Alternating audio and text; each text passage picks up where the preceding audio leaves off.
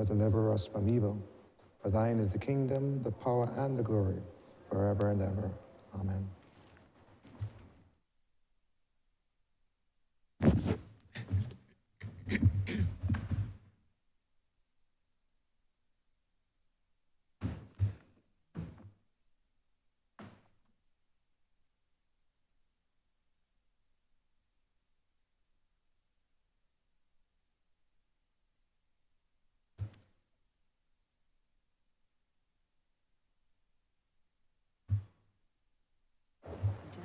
This House is in session.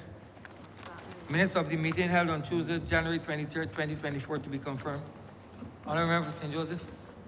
Mr. Speaker, I beg to move that the minutes for the meeting held on Tuesday, January 23rd, 2024 be confirmed. Question is that the aforementioned minutes be confirmed. All those honourable members in favour, please say aye. Those against, please say no. We think the ayes have it. The aforementioned minutes are hereby confirmed. Minutes of the meeting held on Tuesday, February 6, 2024, and Tuesday, February 13, 2024 to be deferred. Mr. Speaker, I beg to move that the minutes so mentioned be deferred. Question is that the aforementioned minutes be deferred. All those honourable members in favour, please say aye. Aye. Those against, please say no. The aforesaid minutes are hereby deferred. Announcements by Your Honor, the Speaker. Messages from Her Excellency, the President.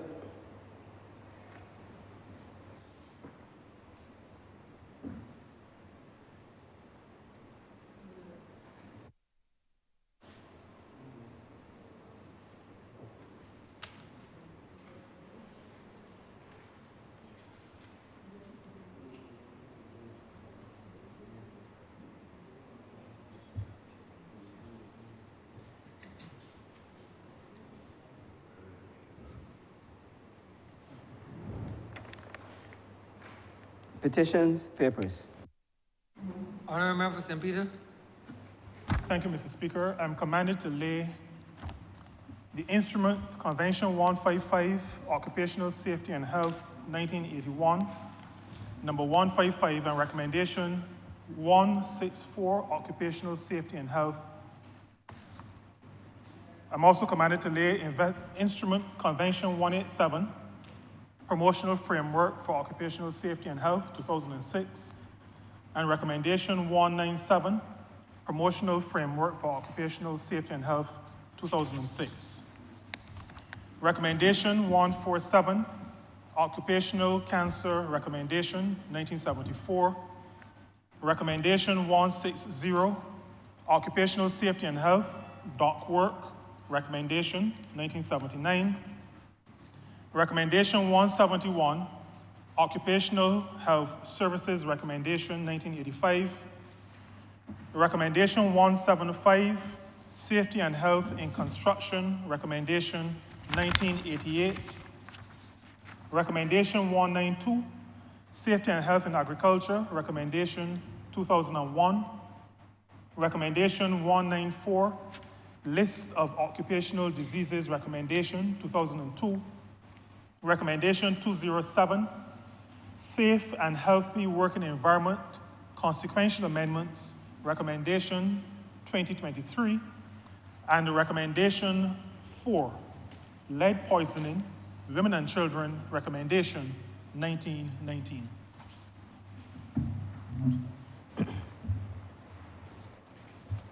Government notices. Honourable Member St. Joseph.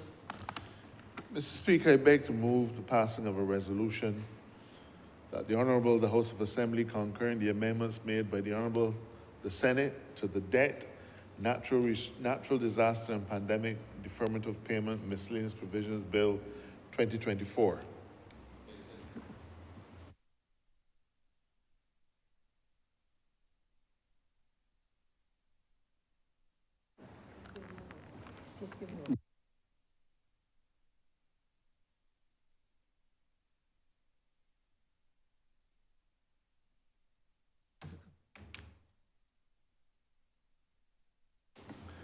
Mr. Speaker, I further beg to move the passing of a resolution, beg to give notice of a resolution that the Honourable House of Assembly, with the Honourable the Senate, that the Cybercrime Bill and Mutual Assistance in Criminal Matters Amendment Bill 2024 be referred to the Joint Select Committee standing on Governance and Policy Matters, and that Standing Order 28-4 of the Standing Orders of the House of Assembly be suspended for the duration of the deliberations of the Committee on the bills and any matters connected thereto, and that the committee be empowered to consider the principles and merits of the bills and to report no later than 3 months from the date of its reference. Speaker, I also beg to give notice of the Queen Elizabeth Hospital Amendment Bill 2024. Private members' notices, notices of questions, reports from select committees, first readings of bills.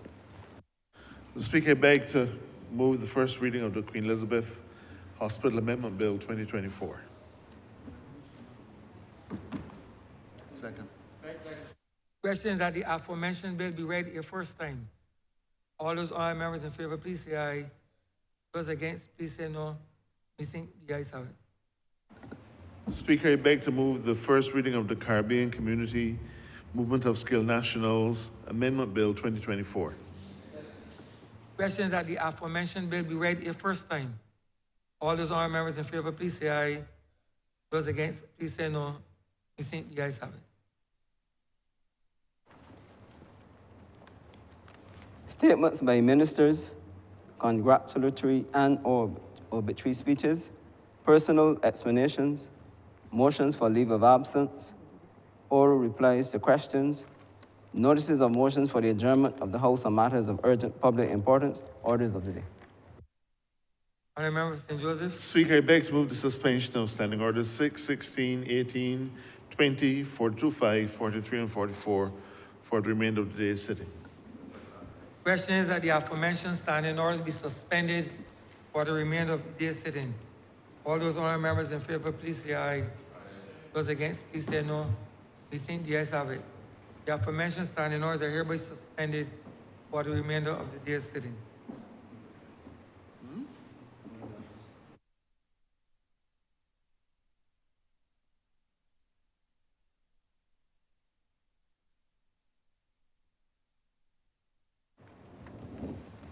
Government business, sir. Government business is the order of the day. Order number 9, sir. In the name of the Honourable Acting Leader of the House, to move the passing of a resolution that the House of Assembly concur in the amendments made by the Honourable the Senate to the Debt, Natural Disaster, and Pandemic Deferment of Payment Miscellaneous Provisions Bill 2024. Honorable member for Mr. St. Joseph. Speaker, I beg to move that the resolution just cited do now pass. Questions that the aforementioned resolution do now pass. All those honorable members in favor, please say aye. Those against, please say no. We think the ayes have it. This resolution stands passed.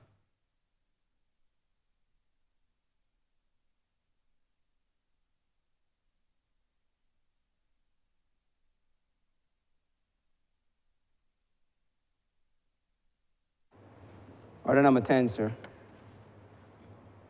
In the name of the Honourable Acting Leader of the House, to move the passing of a resolution that the Honourable House of Assembly concur with the Honourable the Senate that the Cybercrime Bill and Mutual Assistance in Criminal Matters Amendment Bill 2024 be referred to the Joint Select Committee standing on Governance and Policy Matters. B, that Standing Order 28-4 of the Standing Orders of the Honourable the House of Assembly be suspended for the duration of the deliberations of the Committee on the bills and any matters connected thereto. And C, that the committee be empowered to consider the principles and merits of the bills and to report no later than 3 months from the date of its reference. Honorable member for St. Speaker, I Joseph. beg to move that the resolution cited do now pass. Questions that the aforementioned resolution do now pass. All those honorable members in favor, please say aye. Those against, please say no. We think the ayes have it. This resolution stands passed. Order number 7, sir. In the name of the Honourable Minister of Housing, Lands and Maintenance, to move the passing of a resolution to approve, in accordance with Section 5 of the Crown Lands Vesting and Disposal Act, Chapter 225, the vesting in the National Housing Corporation of 2 parcels of land situate at Castle Grant Plantation in the parish of St. Joseph in this island for the public purpose, namely housing development. Honourable Member for St. George South. Thank you, Mr. Speaker, and a blessed good evening to you and members of this Lord Chamber. Mr. Speaker, I rise to introduce this resolution to vest approximately, and I use acres as opposed to hectares. He said 4.142 hectares, approximately 10.24 acres of land in the national housing. And Mr. Speaker, this land is situated at Castle Grant Plantation in the parish of St. Joseph. Mr. Speaker, let me, at the outset, praise this Lord Chamber of the Housing Trust by this government. And indeed, Mr. Speaker, we have come to this chamber on numerous occasions since 2020 to vest a number of properties either in the National Housing Corporation to give good title or in hope to give good title so that we can begin to execute our mandate of providing affordable and resilient housing solutions for Barbadians, and not just Barbadians, for those who reside here with families. And this evening is no different, Mr. Speaker. The only difference is that we are speaking of lands in the area of St. Joseph, Castle Grant. And I must say that the member sitting a few chairs away from me, the member for St. Joseph, is indeed a happy man this evening, because financial year 2024-2025 is upon us. We are at the end of approaching the end of the financial year 2023-2024. And we recognize in an effort to give good title to allow the housing program to be expedited in a seamless way, we have to vest lands. We have to acquire land, either by way of private treaty, by planning gains, or the use of the Land Acquisition Act. Either way, we vest these lands within these entities to allow construction and installation of services to begin. And today I'm proud to report, Mr. Speaker, while in my view the pace has been slow, and we know why the pace has been slow, building a house is not like building a road. Building a house is not like just cleaning a piece of property. Building a house is not like signing a piece of legislation. And I'm by no means discrediting the hard work that is put into those aspects of governance. But I'm saying you have to, when you vest the land, then you engage in infrastructure. And we know the length of time that infrastructure takes. And I'm proud to report today that in the parish of St. Joseph, member for St. Joseph, you'll be happy to know that just across the street, on a property by the name of Ginger Works, we have allocated some 13 lots for housing solutions. And while we have embarked on this housing revolution, we have to be mindful that different areas of Barbados present a different dynamic. In some areas, we'll be comfortable building affordable and resilient housing. But in some areas in this country, there are some persons who prefer to have the land made available to them and they do it themselves because of the strong family ties, especially within rural Barbados, where you have, within one family, you can find skills such as masonry, carpentry, plumbing, tilers, steel benders within one family. And that's why we were able to allocate lots at Ginger Works. And we are proud this evening to report that those lots have been translated into housing solutions by those families in St. Joseph.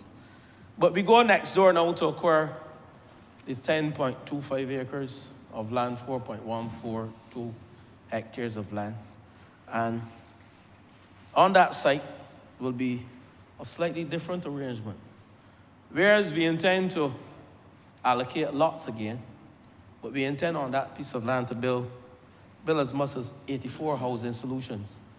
And those lands will be vested in the National Housing Corporation to allow joint venture partnership, or National Housing can indeed transfer some of the lands to Hope Inc. so we can have a different type of housing solutions being offered to the ordinary Barbadian. But Mr. Speaker, while I start there, I won't be long this evening, but I wish to also inform the Lord Chamber. Contrary to I can't say popular belief in some quarters, this government has identified land to build more than 20,000 houses. And let me explain to you. I have here, Mr. Speaker, a document that shows across the landscape of this country, we have some 1,700 acres of land available for housing. And if you multiply that by 14, because usually we will multiply that by 10, that would give 1,700 houses. But the reason why we say multiply by 14, because we are looking at a different arrangement. We do not have the land mass to continue to build single dwelling houses on the land to provide housing for over 29,000 Barbadians. And I would divert to say to you that the last count, and I reported prior that the last count was about 18,000 applicants at National Housing. Since then, we have had several housing fairs, and at the announcement of the 10,000 housing revolution, we saw an influx of persons coming to register for houses. This total has now risen to over 25,000 applications for housing in this country. So what we are doing here, allocating these lands to build 84 houses, that will only put a dent into the housing requirement in this country. So this list here that I have shows across the landscape of this country, from St. Lucie to Christchurch to St. Philip, we have lands allocated to build over 2,000. If you multiply what I just give you, the 1,700 by 14, you will see, because we have indeed increased the number of lots as a result of duplexes and quadruplex, which are 4, and high-rise in some areas. We see that we have land available in this country to build over 20,000 houses. We can't do it all in 1 year. We can't do it all in 5 years. And indeed, you will see from time to time housing resolutions, whether they're taken by me from here or they're taken by the senior minister, to vest land so we can start this program. And I would just go into not spending too much time into the semantics as to which has the most land, but just to say to you, that lovely parish on the top of the map, St. Lucie. St. Lucie has the most land identified to build housing. Second, St. Philip. Third, that lovely parish of St. George. And we have Christchurch, St. Peter. Every single parish, the least amount of land identified to build houses, I must say, is in the parish of St. Andrew. And we understand within the Scotland district the type of topography that we have, land slippage, and we have been challenged to identify lands in that area. And recently we have gone to St. Peter, and to the good news of you, member for St. Peter, we have identified lands in Forehill, we've identified lands in Pleasant Hall and Prospect to the tune of 60 acres that will indeed satisfy the demand that we see across the constituency. Recently, Mr. Speaker, and I will touch on a few of my colleagues, if not all of them. My good friend who represents the constituency of Christchurch East, the Board of National Housing, just approved some lots, at least approximately 12 lots. And I know the people of Christchurch East would be happy to know that the member for Christchurch East heckles me nearly every day to address the land problem at Parish Land. And well, he says reminds, but I said heckle in a good way, because that's how we do business. And I don't feel anywhere in Belgian parlance when he approaches me, because I too heckle him for things. And indeed, we play a draft tough to man movie, all of us, and we get things done for each other, for the betterment of the people in this country. So I want to say this afternoon that the people of Parish Land will be happy that we have identified at least 12 lots that you can allocate your persons, that we have discussed. The Board of National Housing Corporation has approved, and the Cabinet has given its blessings, so you can now go to your people tonight in Oistins and celebrate that those lands have been allocated. Now, Mr. Speaker, I won't go too further with Oistins, because going further with Oistins might lead me into another section of this debate that I don't choose to get into today. Having had a lovely discussion with the member for Christchurch East Central today. And we will remain focused in this chamber so we can get out of this chamber. St. John, and I must speak to St. John, because St. John also has been allocated a number of housing solutions. And I will, so we can get out of here early. So we can leave this place reasonably early. Parish of St. John and the member for St. John will be happy to know that Guinea has been passed over to us as a planning gains concept, and that is 15 acres. That is 15 acres that will give you close to 180 houses at Guinea. Having said that, Mr. Speaker, we have but some challenges. We have encountered some challenges with respect to lands in St. John. And recently you saw in the newspapers, there is nothing to hide, and we have to confront situations when we meet them. That is what governance is about, to address situations. And we saw some houses at Pool started, and the member was placed on Facebook. I don't know why persons would laugh at it, but that is good representation when he sees a housing project going up in his area on behalf of the government. He's part of a government, and he has a right to thump his chest, because he's thumping his chest not for himself, but he's thumping himself for the many people who live in St. John and surrounding districts who will be given the opportunity to own their own home. But we but a little obstacle there, whereby the land title, we know that land at Pool was caught up in the Clico fiasco. Nothing created by this administration, and I will not go there this afternoon either. But nonetheless, we started building on land where we did not have proper title. And I said we, even if it's not me, we accept responsibility as a government. But it's nothing to laugh at, because the problem is being sorted, is being resolved, and within a short time frame. He who laughs last, laughs best. And I'm sure the member for St. John, you will go again to see as we restart that housing project in the financial year 2024-2025. And not at the end, we will start it within the first quarter, hopefully, of the financial year 2024-2025. Mr. Speaker, I can go on, and I can speak of land that we have acquired and invested at Sergeant Village, where we're building 18 houses, and we visited there within the last 2 weeks, and the road infrastructure is indeed well on the way. The road should be paved soon from now, within a few days.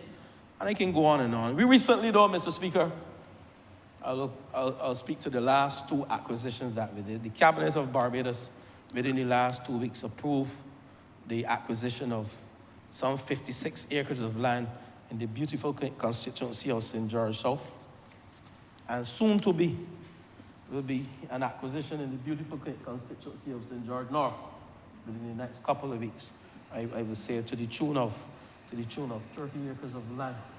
So in St. George, I can see people from Christchurch coming to St. George I can see persons from St. Michael coming to St. George, because it's a beautiful parish. So, some from Christchurch South as well, coming to St. George to indeed pick up residence, because we have not an abundance of land like, say, St. Lucie and St. Philip, but we have enough land to satisfy the demand that we are seeing in this country. So 56 acres approved by cabinet, and that's in four pieces of land, 27 acres, 8 one-way, 14 one-way, and you can add and see. And then what I would call the flagship of acquisitions thus far, we have acquired 140 acres at Vineyard Plantation. The Cabinet of Barbados has acquired 140 acres at Vineyard Plantation for housing development and indeed commercial activities. So if you believe that the housing program is not alive, then something is wrong. And this has nothing to do with what we have built thus far. At White Park Road, Solaris Courts, we have 16 high-rise, like gauge steel houses ready to hand over to residents within the next 3 weeks. Then we go to Haggett Hall in the constituency of St. Michael East, where we have 12, again, high-rise, like gauge steel houses to hand over for rental. Then we go to Clifton in the constituency of St. Philip North, and we have another 12 to be handed over within another 2 weeks. And we journey east again to River Crescent, where we are building some 60 units. We have thus far completed 30 foundations, where we're going to install the Jorvilla hardwood houses for the residents. So the housing program, when you add the land that we have acquired to what we have built thus far, and we have not even factored in Hurricane Elsa. That is a different story, and I will speak to that as I close, because Hurricane Elsa is a story to be told to this country. It is a story to be told to this country. Needless, I can't forget the constituency of St. Philip West. We just acquired at least 2 acres of land at Ebenezer, approved by the Cabinet of Barbados to build houses. And don't let me forget St. Michael and also St. Michael West. This gentleman I have here in my hand, a plan, and I specifically brought it so you can see it, my friend. My good friend. 2 sets of flex. And I understand persons come to this chamber and raise paper without anything on it. But I present this afternoon a design where we can house 12 persons at Country Road. Hexpec, sorry, for you, my friend. So indeed, we're on our way, and that's only part of the housing that we will indeed be. Hey, Mr. Speaker, what are you doing? Member for St. Peter. And Mr. Speaker, we go across the country, and every single parish, of course, the Speaker as well. In St. Michael, we just acquired some land in Mason Hall Street, where we are also building some high-rise apartments to accommodate the residents of St. Michael. And we know how many St. Michael constituencies we have. And indeed, we support each other. And indeed, the member for St. Michael South has already sent his list. The member for St. Michael West Central has already sent his list. And, you know, that's how we do it as a party. And we will not forget Christchurch South, of course, because the people of Christchurch South, they have been dear to us. People of Christchurch West Central, we will not forget anyone. People of St. Michael North, the member for St. Michael North, he knows very well that National Housing, they have spoken to him, and he assured them some land that is owned by government, where he'll build some high-rise apartments. We cannot build all of these houses in one go. And we have to understand, whereas persons may say that the housing program, some persons in quarters got in St. John, and I know the member for St. John, he will deal with them this weekend, got in St. John and sought to criticize this government's housing program. And that is where I want to end, because we will make sure as a government we do not repeat what happened to this country in 2008 to 2018. When housing was not affordable, when the taxpayers' money were utilized to build housing for rental at an astronomical cost, $24 million on one project at a cost of $653 per square foot, $27 million on another project at a cost of $657 per square feet. That is a very high cost per square foot to build houses. $650. When we are building now, this government, we are building under $400 per square foot per house. Look at the comparison. And we are not utilizing taxpayers' money. We use the term building our housing off budget, whereby we are utilizing the liquidity within our banking system to allow most of these projects to go on. And that is the difference between this government and what was done in the last administration. We are building a more affordable and more resilient housing, and we are also utilizing the liquidity within our banking system to indeed build affordable housing for Barbadians. Let me end on Hurricane Elsa. It is always sometimes good to stay in the background and criticize. We had some 1,600 claims during Hurricane Elsa, some close to 3 years ago, not yet 3 years. And we provided material to 242 families, which left us with close to 1,400 and 1,450 houses to repair and rebuild. To date, we have finished 1,080 houses, which is over 75% of those houses within Hurricane Elsa. And we have started 90% of the houses that were affected during Hurricane Elsa. And when I hear the pundits in St. John and the naysayers in St. John criticize this government, don't let us forget, and we don't like to dwell in the past, because we're using what happened in the past as a gauge is not to repeat as a government. Hurricane Thomas came and wrecked this country. The government had close to 2,000 claims. You know how many houses were rebuilt by the last government from Hurricane Thomas?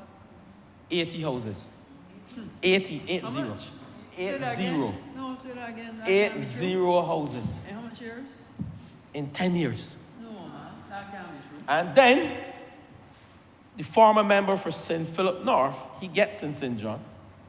He walks around this country, beat up his chest, as if he was the best minister. And I say he would be the best minister if he goes to that place up there that you have the responsibility for. He would be the best minister in there. I shall call no name, and I should not say who I pointed to, Mr. Speaker. But the place you have responsibility for, he would certainly be the best minister of housing that this country ever had.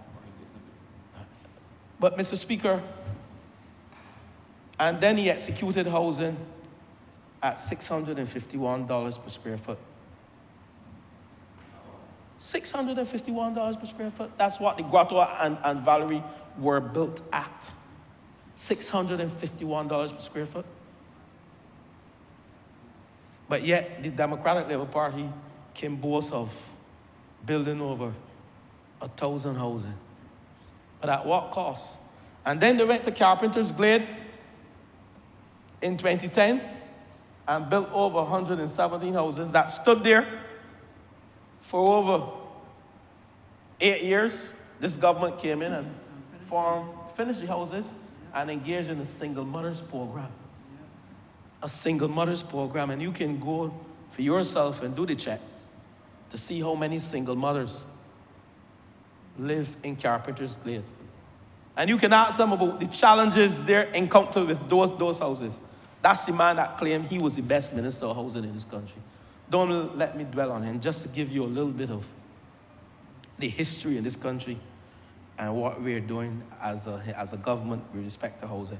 But I am pleased to report that the year 2024-2025 will be a very good year for housing in this country. But I end by saying to the banking sector and the credit unions, there's a lot of liquidity in the banking sector. And one of our challenges, and I mentioned a few, we can invest all the lands in Hope and all the lands in national housing.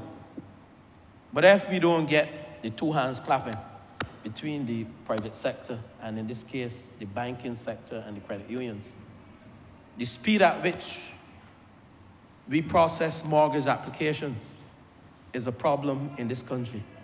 And we're seeing that challenge at Vesper Gardens, where we're building 152 houses. But indeed, persons are ready to move into the houses that are finished, but yet the holdup is in the processing of the mortgage application. While this is legal, it might not be a legal problem, but it might be a system problem within the banking sector and the credit union sector that we ought to remedy, and we ought to put our heads together as government and private sector to work on this, because it should not take us 6 to 8 months after a house has been built for a person to move into it. That's way too long, with Barbados having such liquidity in the banking sector and in the credit union sector. So that is my challenge this afternoon. While it is not an insurmountable task or something that we can fix, we have to fix it within the shortest time frame so we can get our people in Vesper Gardens. And when we return to Poole, 201 houses, and when we go to Quality in St. Lucie, this is what I'm talking about, to build some 92 houses, we will be operating at greater efficiencies, and the year 2023, 2024, 2025 will be a record year in this country for housing. With those words, Mr. Speaker, I beg that this resolution to acquire 4.142 hectares or 10.235 acres of land at Castle Grant in St. Joseph for the purposes of housing do now pass.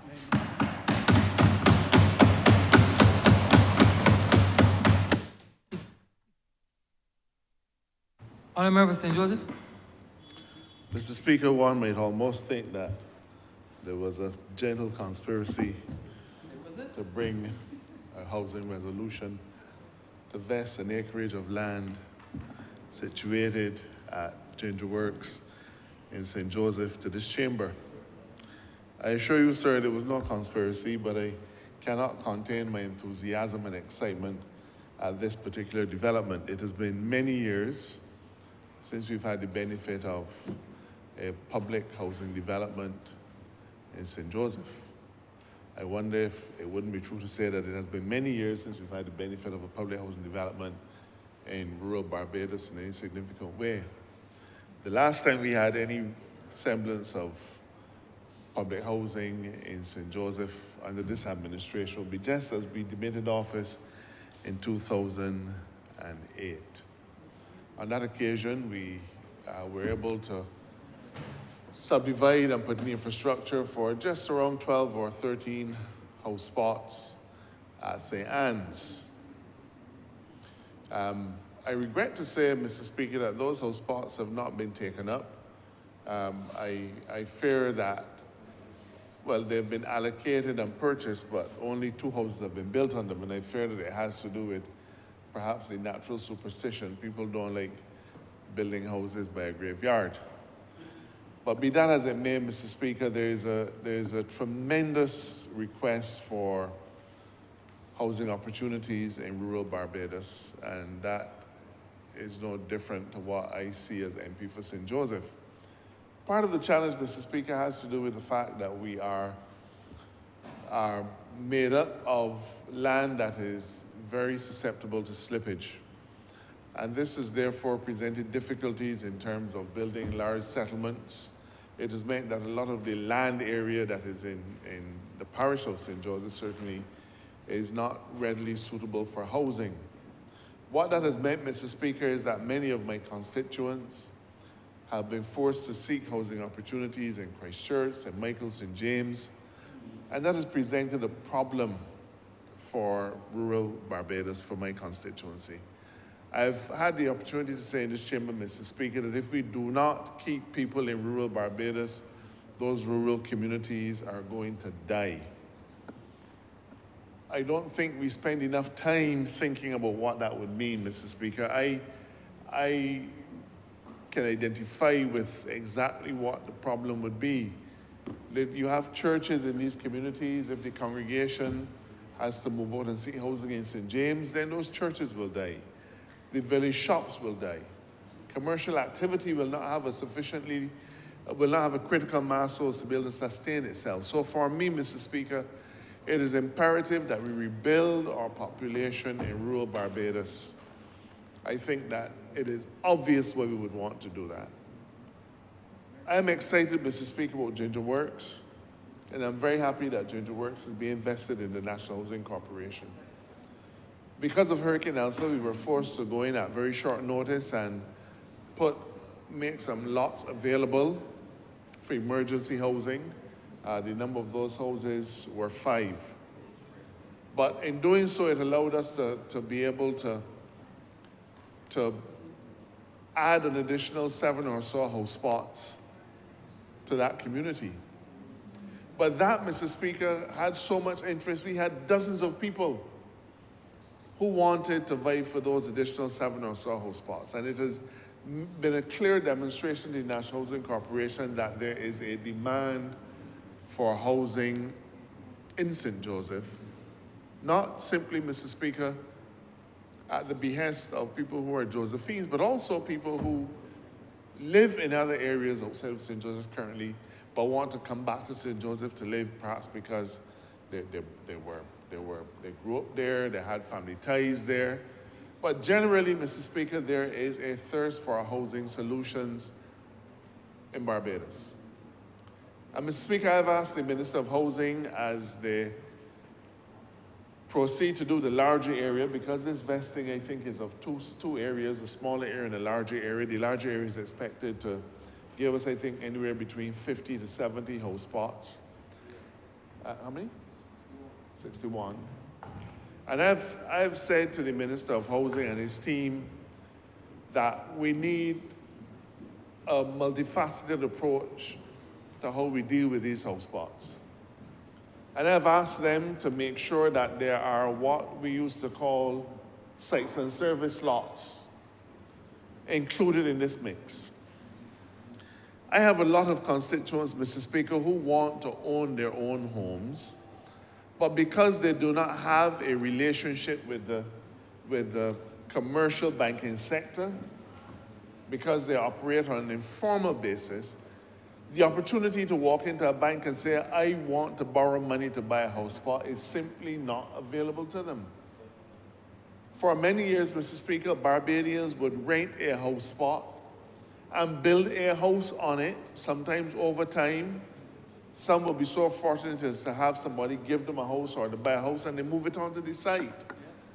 But over time, Mr. Speaker, over time, we've seen that those houses have been developed into sometimes multi-story houses. What started out as a little wooden house with 2 bedrooms becomes converted to 3, 4, 5 bedrooms and really constitute mansions.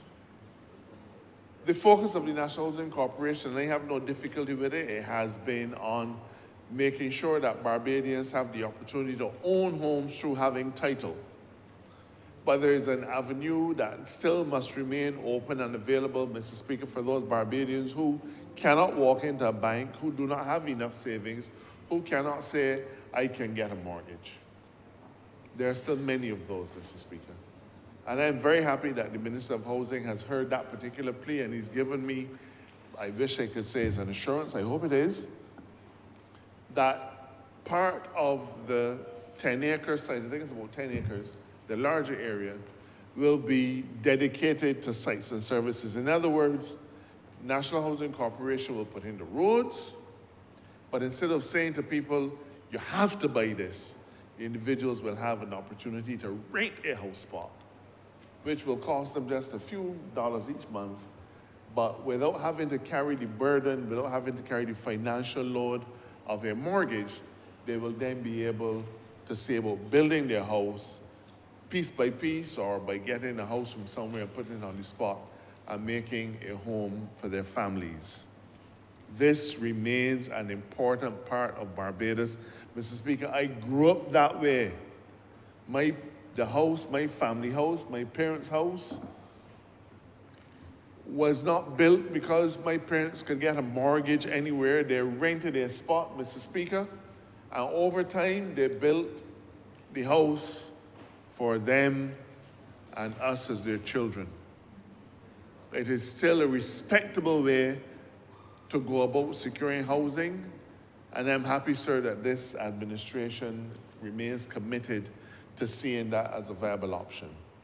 So at Ginger Works, Mr. Speaker, I have asked that they allocate approximately 1/3 of those house spots for people who want to be able to rent a house spot and build. I admit, Mr. Speaker, that there are instances, though, where people come and rent a house spot and sit on it for many years. Now, if you buy a house spot and decide to sit on it, that is a matter for you. You'll be paying land taxes on it and so on. So we can't get into that. Though in some areas, Mr. Speaker, there are restrictions. Some countries, and in fact, in some developments in Barbados, there have been restrictions imposed which said, if you do not build on a particular spot within 5 years, we're coming back for it. Because the idea, Mr. Speaker, is to satisfy a vibrant housing market, not to provide house spots for people to speculate on, buy and hold on to it and say, well, I'm buying this for my children or my grandchildren, or I'm buying this as an investment and down the line I intend to sell it. That is not the reason why government gets into housing projects. It's not getting into housing projects so people can speculate and hold on to properties as an investment. We need to see, the need for housing is so great, Mr. Speaker, that we need to see people build on houses, build on spots at the earliest opportunity. And therefore, I understand that the policy of the National Housing Corporation, which will be held to in respect of these service lots, will be that we will rent you the spot, but you will have within 3 to 4 years to put something on it. Because we're not interested in you renting a spot and keeping it for a grandchild. That takes property out of circulation, and it's fine to do that in the private sector, but not where the government is subsidizing housing solutions. That is not what we're after. In addition to the 1/3 that is being allocated for service lots for rental, Mr. Speaker, we are also going to offer some for sale, and that will target the other segment of the market where people are working in a steady job, part of the formal business, part of the formal sector in Barbados, and can walk into a bank and say, I want to borrow some dollars to buy a house spot, and then over time I will build on that, sir. Mr. Speaker, the last time we had a significant housing development in St. Joseph, I mentioned the last time we had any, but the last time we had a significant housing development in St. Joseph would have been around 2004, 2005, when we did 100+ lots at Blackman St. Joseph. That community, sir, has been successfully built out. It has given rise to generations of Josephines. It is a wonderful place for people to live. People have their small businesses in the area. It has been a credit to St. Joseph, but perhaps most importantly, sir, we've been able to keep some Josephines at home. We've been able to keep people in St. Joseph. And I'm most excited about having these spots at Ginger Works because it represents an opportunity for us to keep St. Joseph people in the parish of their birth. Mr. Speaker, I want to say that I support this resolution wholeheartedly.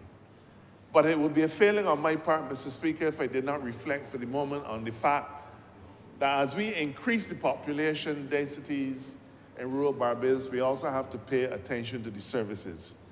I am very proud that over the last few years, we've been able to settle the water issues. I believe it's fair to say that we've solved the water issues in St. Joseph. Perhaps 5 years ago, the idea of bringing another 60 house spots to St. Joseph, and I hope we'll get more, Mr. Speaker, in other places, would have been a problem because we simply could not supply the water that is needed. But we've put in a brand new reservoir at Castle Grant.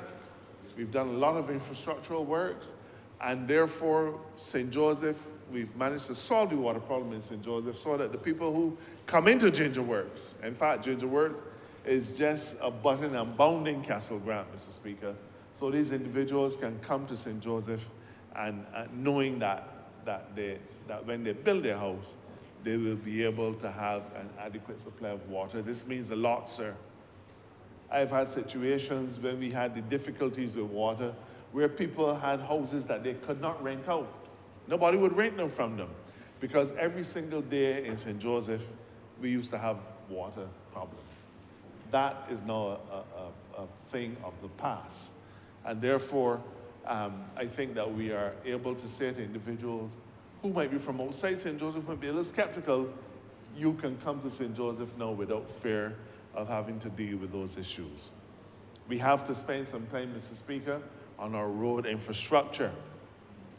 No point bringing an additional 60 households to St. Joseph. Over time, I want to repeat, Mr. Minister, over time, more than that. But there's no point bringing the people to St. Joseph unless we address some of the other infrastructural issues, Mr. Speaker, the bad roads that we have to deal with. I understand that the Ministry of Public Works is coming to St. Joseph soon to continue the milling and paving project.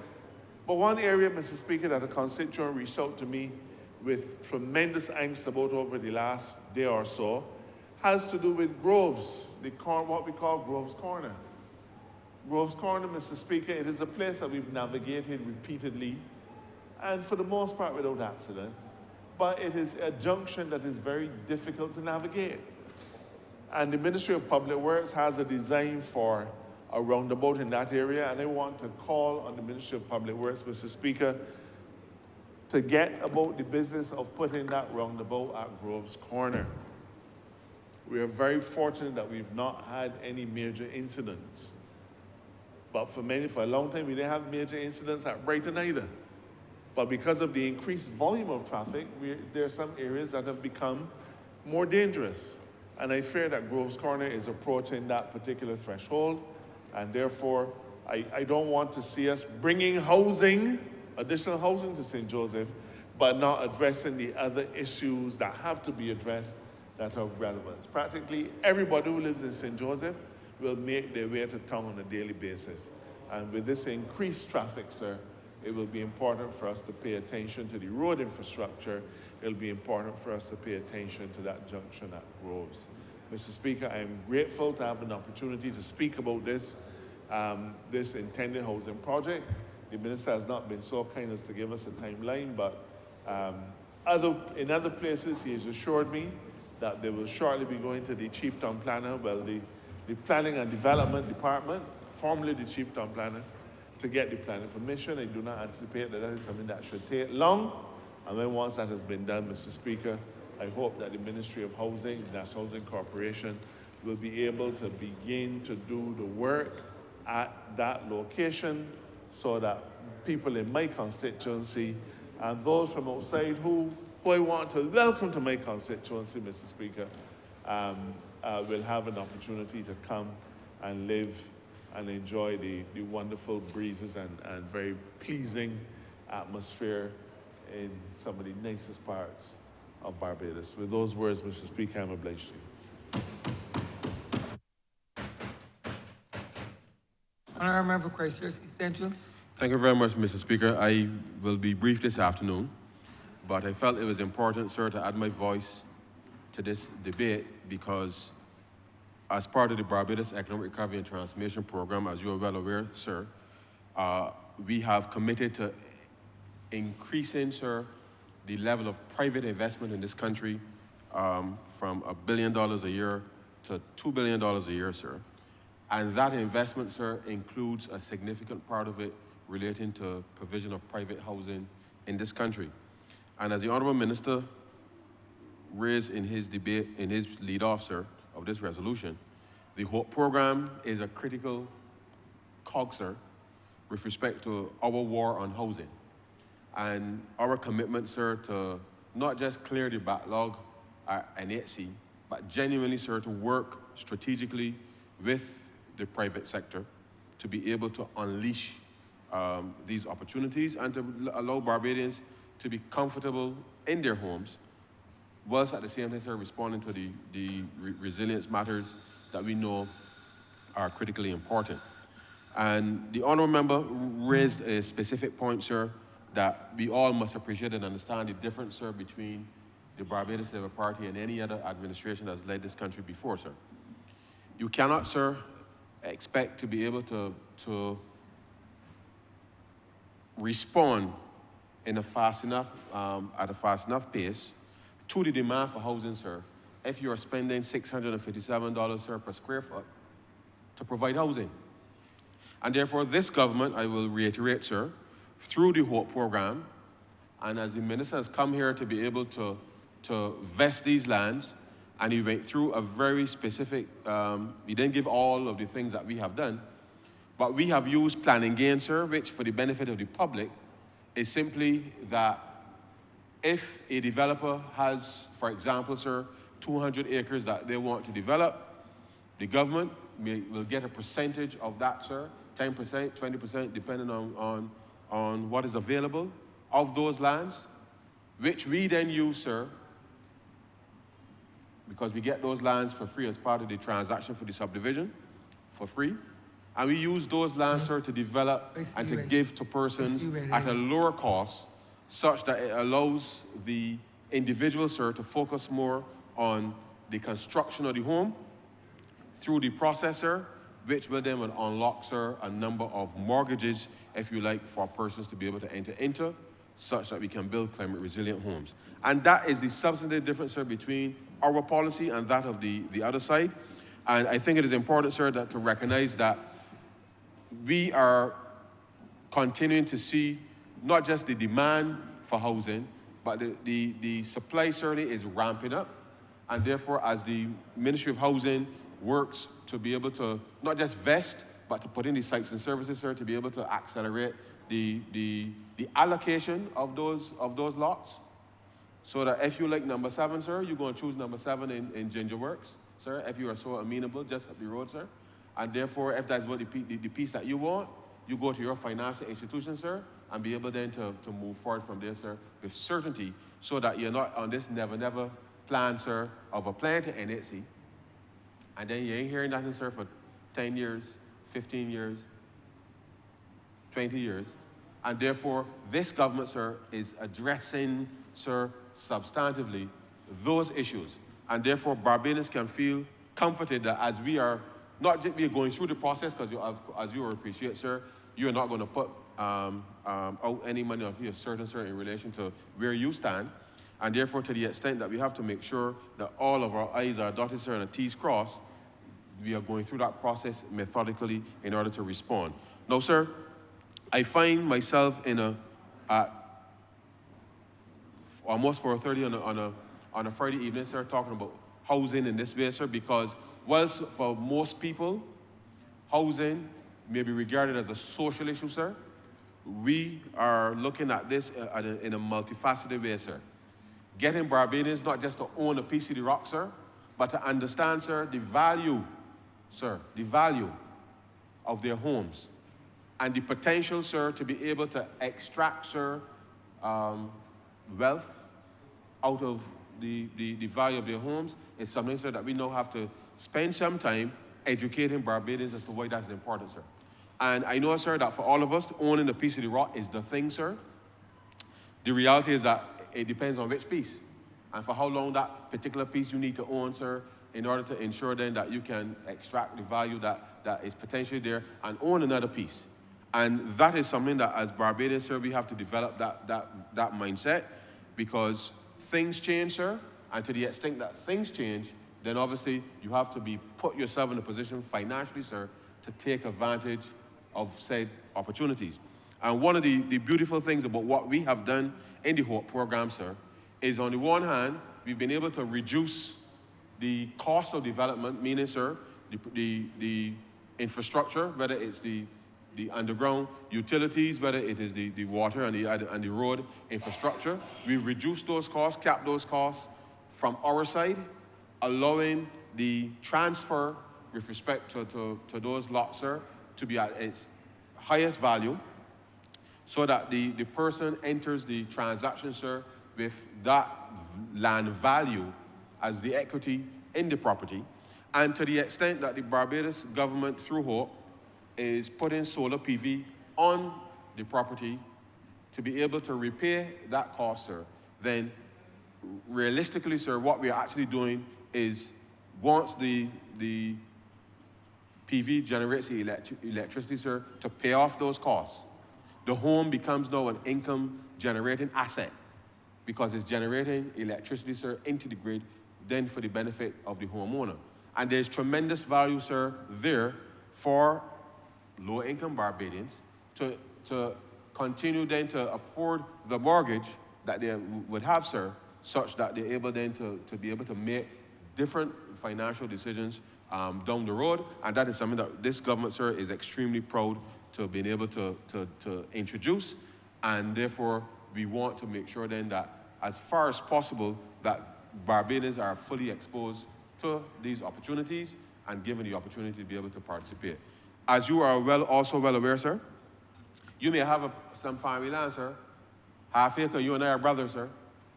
And to the extent that we got a half acre land that our father or mother left for us, sir, we too can benefit from the HOPE infrastructure by being able, sir, to subdivide and put the HOPE home, sir, on that half acre. And therefore, we are not just doing it in the way that it is normally done, sir, where we go and acquire land or through the planning game process. HOPE can come on to our family land, sir, and facilitate it. But you know what I mean, sir? That you and I, as brothers, got to sit down as big men, sir, and work it out to make sure that the subdivision is done as appropriate, and therefore allow the process to move ahead. Because there are a lot of families across this country, sir, for whom this opportunity is available, but because of some, familial difficulties, that could prove challenging, and therefore we have to make sure that we speak with our constituents to enlighten them, sir, as to these opportunities that exist.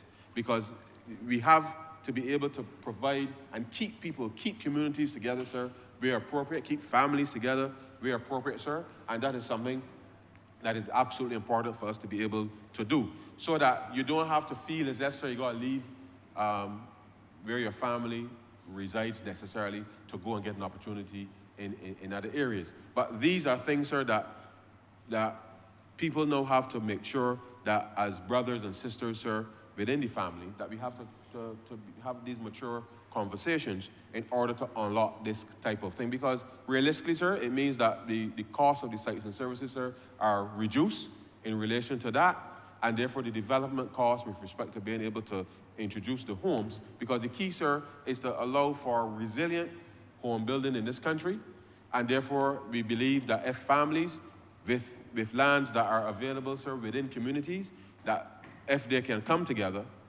as mature adults and work together to be able to unlock these opportunities, sir, then it means for them that they are genuinely, sir, will be focused more on the cost of the construction as opposed to including any development costs and the like. And therefore, it really does add value, because for them, sir, the PV on the roof is straight off, then just part of the original mortgage, and they'll be good to go. But this is how, sir, we believe that we are going to be able to unlock opportunities in this country. I know that in some quarters, and I must confess, sir, I am not, outside of the election, sir, I'm not prone for reading anything that the other side will put out. But for the purposes of the debate, sir, I had to just remind myself, sir, as to what was put out in the last election. Because as I understand it, sir, some people were seemingly lost in George Street sometime today. And therefore, I found myself reading what was put out to remind myself of what was said in relation to this matter.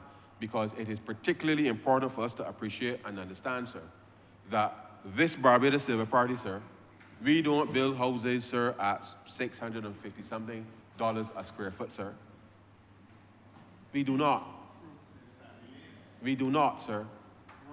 And that is not to say, sir, that Barbadians don't deserve $657 a square foot. But you cannot afford, sir, the average maid, sir, the average public servant, sir, cannot afford $657 a square foot. And therefore, when people talk about responsibility and really money gone and all these types of things, sir, then there are questions to be asked there, sir, because there's no reasonable explanation, sir, for that kind of expenditure.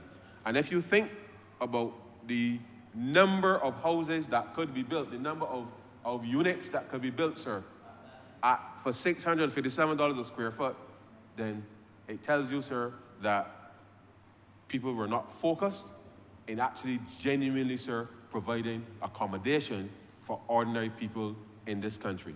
And I know that our designs from inception, sir, were one, to ensure that we can provide accommodation for low and middle income persons. We cap the cost of the development cost of the land. We focus on the design to be climate resilient between 2 and 3 bedroom homes, sir. Originally, before COVID, the price, I recall, the price of the 2 bedroom was around 180,000 or so, whilst the price of the 3 bedroom was just about 200,000, sir. Designed to be able to be climate resilient, but also affordable, sir, with respect to where we were going. And then obviously, sir, the right to own options, and I know that we have a number of options in there, not just the Hope, but the Juravilla and other options in there, sir, that are at different tiers to allow persons to be able to have options of affordability. And therefore, I am very proud, sir, that, and I want to urge the Ministry of Housing and NHC, Hope, and the others to do a very robust promotional campaign to remind Barbadians that this program is our program, and that we want to be able to ensure that wherever they are in this country, sir, if you've got a piece of land that your family land, that is also something that can be thrown into the mixer. Or if you want to go up into St. Joseph or any other part of the country where these opportunities are available, that you too, sir, can have access to these housing opportunities, because this is critically important, sir, for part of how we unlock private investment in this country and be able to see what we refer to, sir, as genuine, inclusive growth, whilst focusing on a very important social issue. But as I said earlier, sir, the value of homes, sir, are increasing through time, and persons will then have to determine, well, you know, if somebody wants to come along and make me an offer, sir, and the numbers add up for you, sir, I'm sure that you will consider it favorably. And in considering it favorably, you might decide you want to downsize and go somewhere else, depending on your circumstance, sir. And therefore, using those opportunities then to invest in other areas as you may so desire. And so, sir, this is a very important resolution today, as this chamber has had a number of them, certainly in the last year and a half or two. And therefore, as government ramps up its implementation of the silent housing revolution, as the member for St. George South will say, the proof of the pudding is in the eating. And as we have rebuilt the number of houses under Hurricane Nelson, it took a little longer than we anticipated, but the reality is, Mr. Speaker, they are being done. And I believe genuinely, sir, that this government, that we have an opportunity we have a significant opportunity to be able to empower a number of our citizens, and to the extent that we are in the process of dealing not just with housing, but certainly drainage issues across the country, sir. We are also dealing with improvements in not just in the design, but responding in a very programmatic and systematic way, sir, to ensuring that our people, by design, that we are able then, that homes are able to withstand up to Category 3 hurricanes, as you would appreciate, sir. And therefore, Barbadians can rest assured that our policy, government's policy, in total, sir, is an integrated policy framework that allows us to be able to meet the needs of our people. And therefore, it is something, sir, that we are absolutely proud to support. What we have to be mindful of, sir, and I think the Honourable AG raised it quite clearly, that we don't want people speculating, sir, coming to hold land, sir, and crowding out other people. And I believe that as we roll these options out, and be very careful, that's why by design, sir, we said, if you want lot number 7, sir, then you go and get your mortgage, sir, with whatever financial institution that you desire. Construction starts, because this is a program, sir, that is rolling out, because the construction process is an ongoing construction process once the process starts in a specific area. And therefore, it is not up to me, sir, to decide, well, I can wait 2 years or 3 years or whatever it is with respect to when they can start. This is about serious people who want to get in a home. And I say to all Barbadians that if you are desirous of owning your own home, then reach out to Hope, get the appropriate information. As these come across, these options become available in communities of interest to you, that you line yourself up in relation to being able to do that. If you have some family land, sir, that is available, that too can be pressed into action with your siblings, if they so desire, sir, to be able to do that.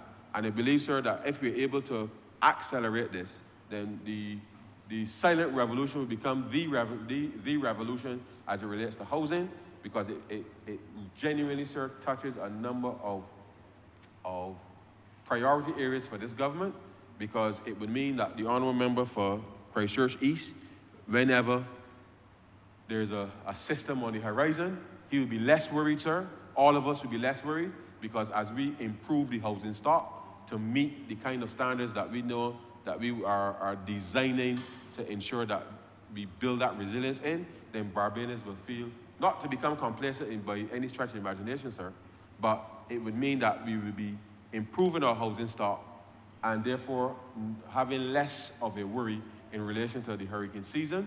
And therefore, we want that type of thing to be part of what we're doing moving forward. And I'll just end on this, sir, because we have by design, a very aggressive urban regeneration program to be developed. And it is a pity that the last government, sir, sent back the IDB funded money, sir, the $40 million that was supposed to do Cats Castle and those in town, because that, sir, there's nobody that could, and Allen View, sir, there's nobody that can convince me, sir, that is not blatant wickedness. Because the reality is, sir, is that at a time when the climate crisis, sir, is accelerating, the very thing, sir, that would have been able to benefit ordinary people in this country, sir, the last administration determined that they had no longer had an interest in. So when I look at the manifesto, sir, and I see these things being espoused, I know a fact from fiction, because the opportunity to build at 657 a square foot was clearly too appealing, sir, than actually responding to the needs of ordinary people that would have given people a sense of pride to be able to have a home that they can invite people to, sir, and lifting people out of poverty. So when people talk, sir, you have to always, sir, judge people by their actions. And therefore, sir, this government has designed an urban regeneration program, and as soon as we have the funding available, sir, we will give more information to the people, and therefore, to the extent that I know that our rate of execution in these matters, sir, will only be contingent on ensuring that people are given the right information, sir, to make the right decisions. Because I know, sir, that if you live next to me and you come and tell me, but you had this opportunity, sir, to get your house upgraded, and all you had to do was these 3, 4, 5, 6 things, and you tell me, and they see it happen with my own eyes, sir, there ain't nobody that can convince me otherwise that I too can't benefit from that. And therefore, this government, sir, is absolutely committed, sir, to wrestling the issues of housing to the ground. It will take some time because people need to be able to get themselves straight, as we will say, sir, in our circles. And to the extent, sir, that I know that so long as we remain absolutely focused, sir, and we get the ministries, the agencies, and the various stakeholders, as well as the Barbadians kept informed and abreast, I'm absolutely confident, sir, that our housing program, sir, will deliver not just for the social needs, but genuinely, sir, for the economic improvement of this country. And with those 2 words, sir, I'm obliged to you. Honourable Member Christchurch East. Mr. Speaker, I rise to support my colleague from St. George South. I think he's done a good job. I think he's doing a good job. And my background for saying that, sir, if we ask people in Barbados what are their main concerns socially, one of the main concerns socially, sir, is people want a job and people want a house. It is such a concern that we've coined the phrase, a piece of the rock. People want to own a piece of the rock. And, sir, following Hurricane Elsa and the ambitious undertaking on the part of the government to repair or rebuild all of the houses that were damaged in Elsa, where the occupants could not afford to do it themselves, was perhaps one of the most ambitious social undertakings that a government has ever done in Barbados.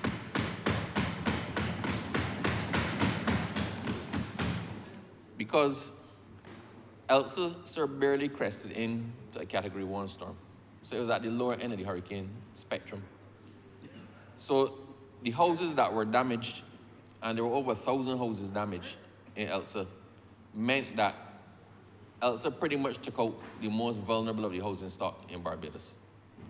So it started by eliminating, at the bottom, the houses that were not well maintained, were not well constructed, were not well repaired. And those houses, sir, invariably belonged to persons who were in a difficult position and unable to do what was necessary to bring the houses up to scratch or to construct them properly in the first place. So the policy that was undertaken by the government at that point in time was not simply a repair.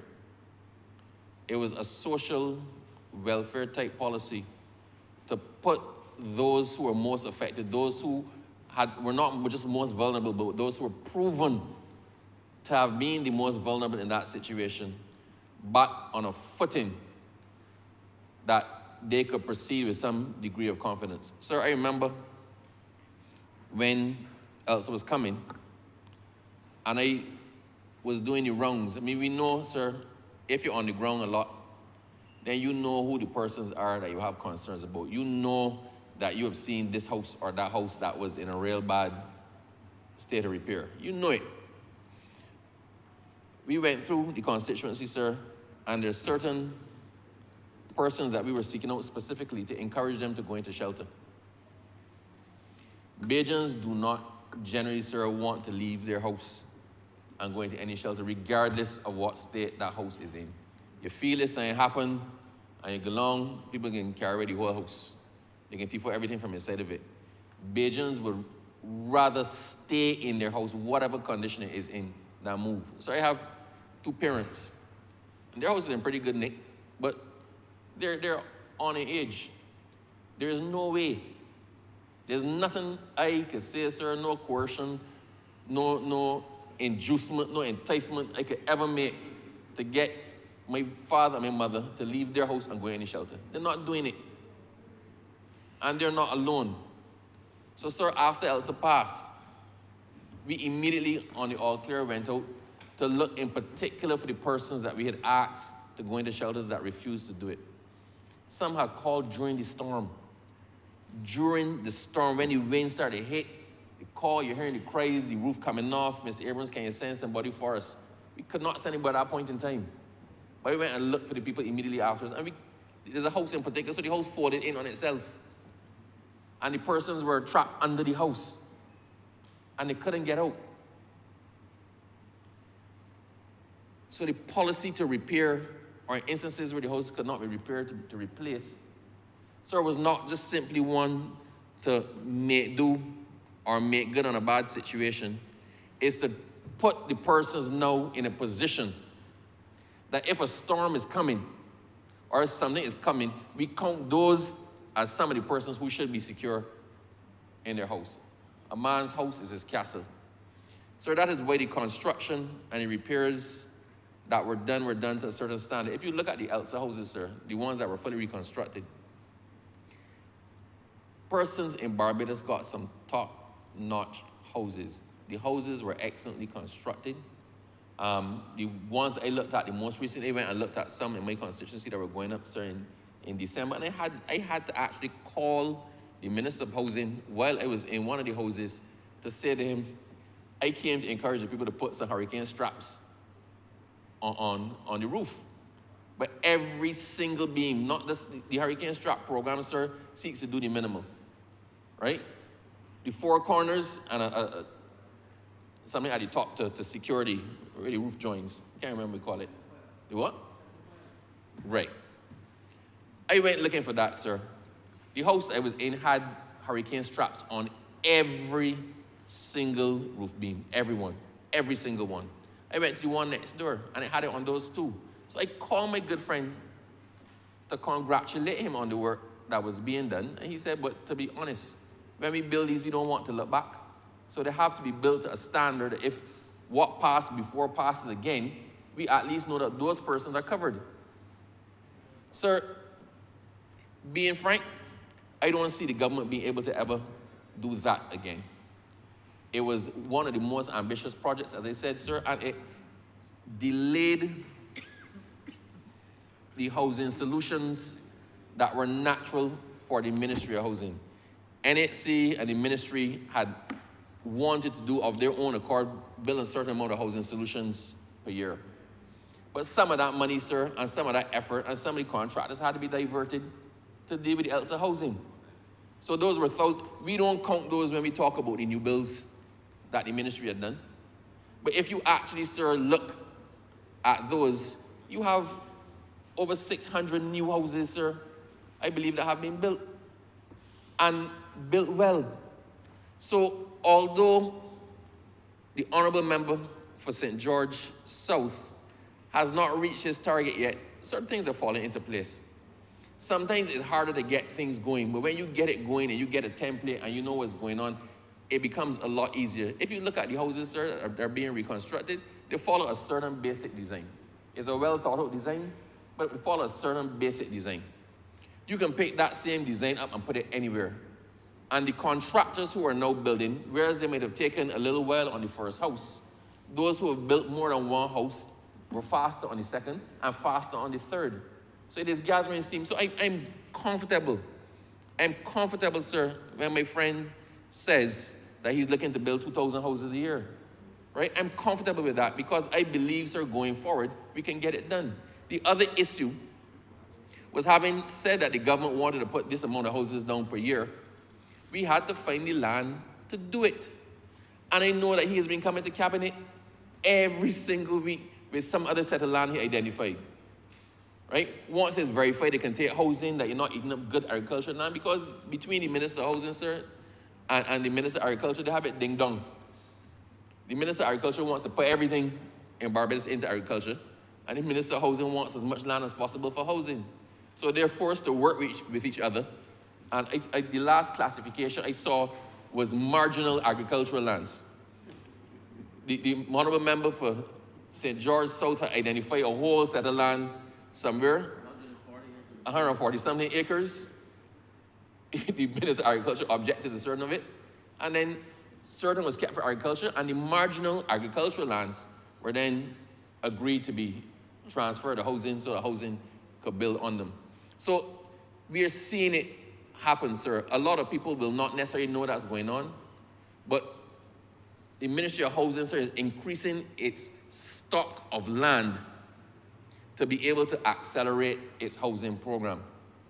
So I want to say that I want to thank the member as well personally, because I went through an exercise with him, sir, in parish land, where we literally went about, in parish land, everybody in parish land has the same address, parish land. There are over 3,000 voters in the whole of parish land, and everybody has the same address, parish land. The lots and the definition of the lots have become blurred. Landmarks have been largely ignored. Housing has gone up. So it's a matter not sort of just identifying lots, but actually making sure that the spaces that you had were resurveyed, that they didn't have an owner. If the person was dead, you tried to reacquire title. It was a whole process. But I'm glad, sir, that the process started for us. We had a lot of people who had applied. And there was some pressure, sir, because of certain social circumstances, certain family situations, certain other issues that the pressure was really on. And my friend has come through for me in a small way. I do expect he's going to come through in a more meaningful way, sir. But, they say a little bit of content is great gain, and it's a start. But I want to say this as well to the public generally. Be fair to yourself. People need to be fair to themselves. If you want land or a house through the National Housing Corporation, you need to go and apply. Go and put down your name. It makes no sense to come to your MP and say, I want a piece of land or I want a house. Because even with the best will in the world, if we exert influence, we cannot help you if your name is not yet down. If you've applied to the National Housing Corporation 28 years ago and you have no idea where your application is, chances are it's no longer there. So don't come and say that you've applied 28 years ago. Anybody who wants a piece of land, I would tell you, or wants to get a housing solution through the National Housing Corporation, please go. The first step has to be done by you. Please go and register. They are very cooperative. I took people in there, sir, to get them registered. They're very helpful in there. They talk you through the whole process. They show you the different developments that are coming up. They show you the style of houses being constructed. They show you where the land is. They show you where they're looking to acquire. They're very, very helpful. But you need to take the first step yourself. If you have applied and your application is more than 5 years old, and you have heard nothing, then I urge you to go down there and inquire about your application. Make sure you still have a live file, because you will sit down waiting for a call, and no call is going to come. I am not casting blame on anybody. I am trying to tell people who are serious about trying to get a piece of the rock, put yourself in a position to do it. With the best will in the world, if you have not taken the first step, your MP cannot help you. I cannot apply for it for you. You have to apply for it for yourself, and then we can do what we can do to try to consider your circumstance and determine which is more urgent than what, sir. The one thing I am going to ask the National Housing Corporation, please remember that we're in the process of providing solutions. A solution is the answer to a problem. So persons looking for housing solutions, sir, or land solutions are doing that because they have a problem. They're not in the marketable acquisition area. They do not necessarily have the money or the resources to acquire a loan to pay market rents on land. Land, sir, in most places, you're looking at above $15 a square foot. If you go into the market, you're looking at $18 or $20, sir, in most places. If you hit the West Coast, then you're looking at a lot more than that. The persons who are coming to housing do not have that. So I'm urging housing, as you're looking at the acquisition of land, whether by private treaty or by compulsory acquisition, if you're looking at the acquisition of land to put these housing solutions, they need to always be aware that some of it is going to have to be subsidized. You cannot pitch that past the ability of persons to pay for it, otherwise it is not a solution. These solutions have to exist for those, sir, who are borderline impecunious. Actually, solutions have to be there for persons who are impecunious. And we also have to have the emergency solutions, sir, as hurricane season is coming up. I am aware that a lot of the housing stock that's available to government, to persons in, is occupied. It's occupied at the moment. Every single time, sir, that we see a weather system coming, the DM, along with the Ministry of Social Care, we are scrambling, trying to put together this, trying to find out where is the housing. If something was to happen, where can we place people? It is becoming more and more difficult. So I do believe, sir, that government has to have a stock. It has to have its own internal resources of short-stay housing that you put persons in an emergency.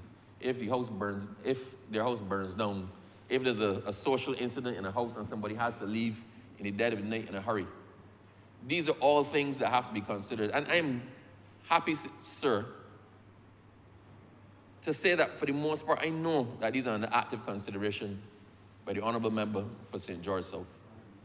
He does not have an easy task.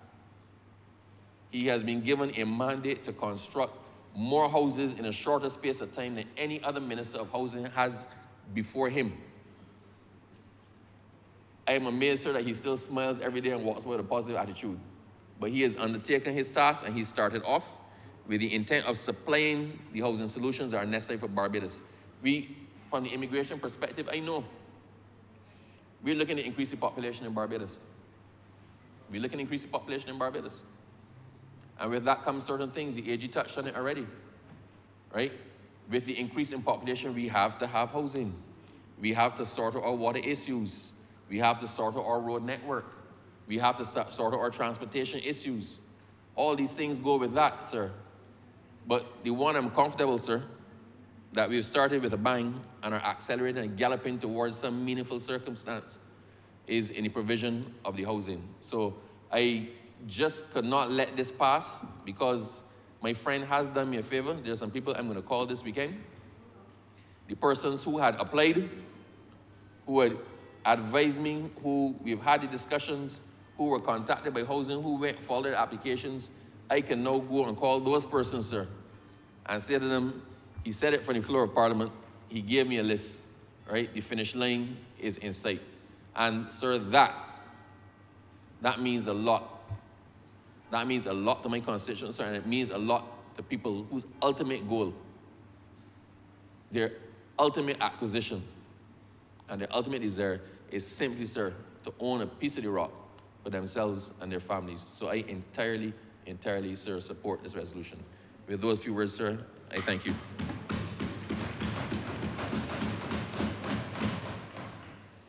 Honourable Member for St. Michael East.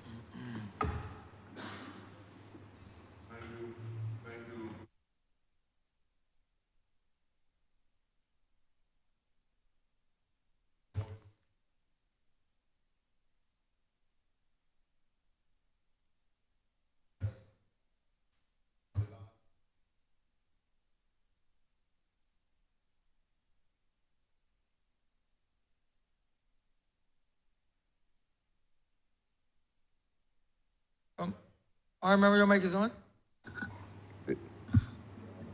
I can't even understand the alien environment. Right. But it also helps if they involve me when they're planning the seating. Just like how they planned seating before when former Prime Minister Owen Harvey was here. And right now I'm the man closest to the door and probably the gate. So I hope that we have some adjustments, sir, so I can feel a more intimate connection Honourable member, the only board can put you to get speaker if you misbehave. Well, sir, The only board who can do that. well, I'm not. Fear not. Honourable member, fear not.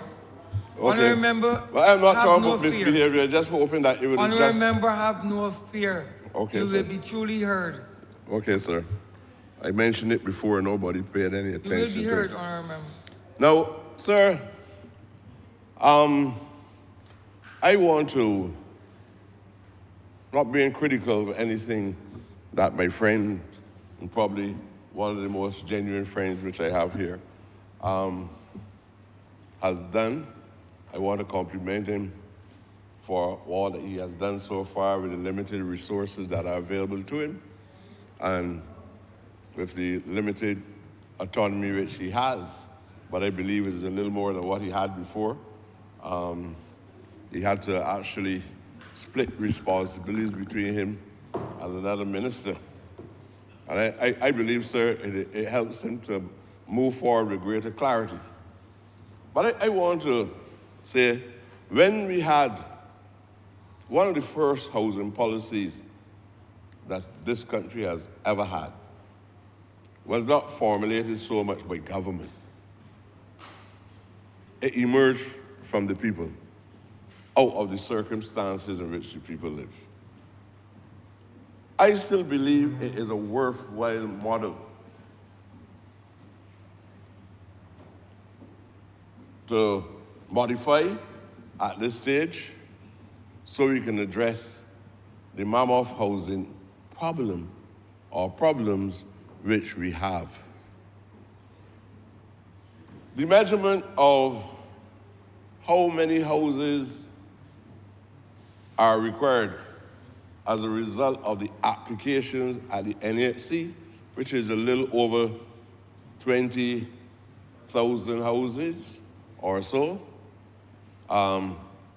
because of officers allow the government guidance reducing and obliterating names from the list at National Housing over the last few years, brought it down substantially. But I don't believe that list, that's what I don't believe, that list is a clear reflection of the housing problems. And I've said it more than once, the issue in Barbados is not housing, the issue is homelessness. Homelessness. And that's why the last member that spoke talked about the importance of revolving units, transitory units. And we see it over and over again, sir, when there's a house fire. And ministers have to be running all around. I have to be calling the minister responsible for welfare. I have to be checking the minister responsible for housing. And then we hear that there's no houses available. And we then have to encourage families sometimes to go to a house with 2 bedrooms, already got about 6 people, and then we got to ask somebody to put a family overnight. 8 additional persons in a 2-bedroom house. And sometimes it creates a lot of unnecessary social tensions at the domestic level. It tells us, as a government, not as a National Housing Corporation, the housing policy must not revolve exclusively around the Ministry of Housing. The effort becomes too cumbersome. And that is why in 1990s, Prime Minister Owen Harper introduced the UDC, because UDC was supposed to address certain issues, and RDC as well, and then put a poverty fund of over $10 million on top of that to help address the problems of homelessness, poverty. Now, this stereotype and rigidity of believing that all that NHC should do is to build houses and rent. Prior to this, I know that other people were trying to build middle-income housing with some kind of ambiguous abstraction that you will get rewards from the middle-class housing, middle-income housing and the profits that coming from the middle-income housing will be shift in order to address the issue that our housing alone, there's 25,000 applicants waiting for housing. Now that has nothing to do with all the people we see upon the old Treasury building. That has nothing to do with the 3 or 4 people that lives in the old James Travel building, that the man who occupies it is saying that he wants nearly $2 million in order to purchase the building out of state funds. It has nothing to do with that. And at night, still run around asking people to come and sleep in here, and people complaining, saying that you got rodents in the place. Has nothing to do with that. And there are other people sleeping in Reed Street all across Barbados. There are people coming out of the prisons. And the so-called ex-cons, because that is the only word that I hear often. So as long as you go in prison, you can still be associated with being an ex-con. So the word con don't escape you even when you come out and you serve your time. But then they're not embraced at the level of their families. Nobody wants to rent them a house. So these men now have to loiter and seek shelter wherever somebody with a modicum of feelings for them with a heart would put them up during the period of time. We need some kind of transitory program for housing. All these people are homeless people. So we culture this language in low-income housing and middle-income housing. But these are people that ain't got the income at all. So how you can help now the ones that don't have an income? So they can't rent. We abandoned the welfare policy, which we had before, where the welfare department will respond positively to applicants, and the welfare department used to pay the NHC. That program already gone through the window. So I am of the opinion, sir, I was thinking about it just a few minutes ago. Well, enjoying a little spirit. I was thinking about it, sir, in the membership room. I'm a spiritual man. Well, in the membership room, sir, I was saying, in the early 1920s, we had a housing program derived from the people in the community. However, if government takes that self-help program, modify it, give it a modern face. I believe that effort was made when we had the Sites and Services program.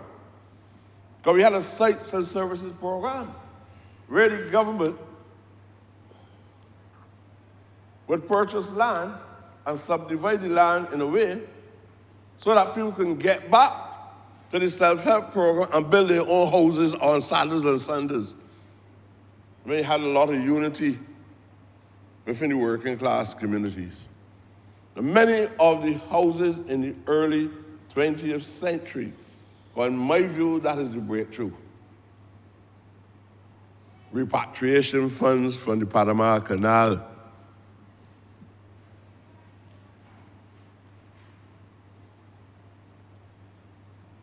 And we see a major reduction.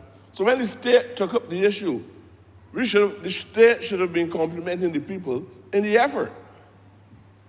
Because the state, I agree with the reality that the state cannot do it alone, especially in these hard economic times. So I just feel that it is wise to suggest to my friend, look to see if we can create a modern model, or whatever you choose to call it, template, precedent, whatever, or new blueprint, that would allow us to come up with something where we strike a compromise with the poor people where we can see again rented land to ordinary people or land for sale at a reasonable price, because we cannot allow the private sector to drive the pace of the price of land per square foot. The state is abandoning its duties, especially since we had self-government, where the state is telling me that they have no control over the price of land. The state can buy it from the plantations, buy it from poor people who buy it from people who are willing to sell land, and then the state can subsidize the land because the homelessness is more important than the few 3 cents that you got to pay for the land itself. You know when they gave us land to build houses?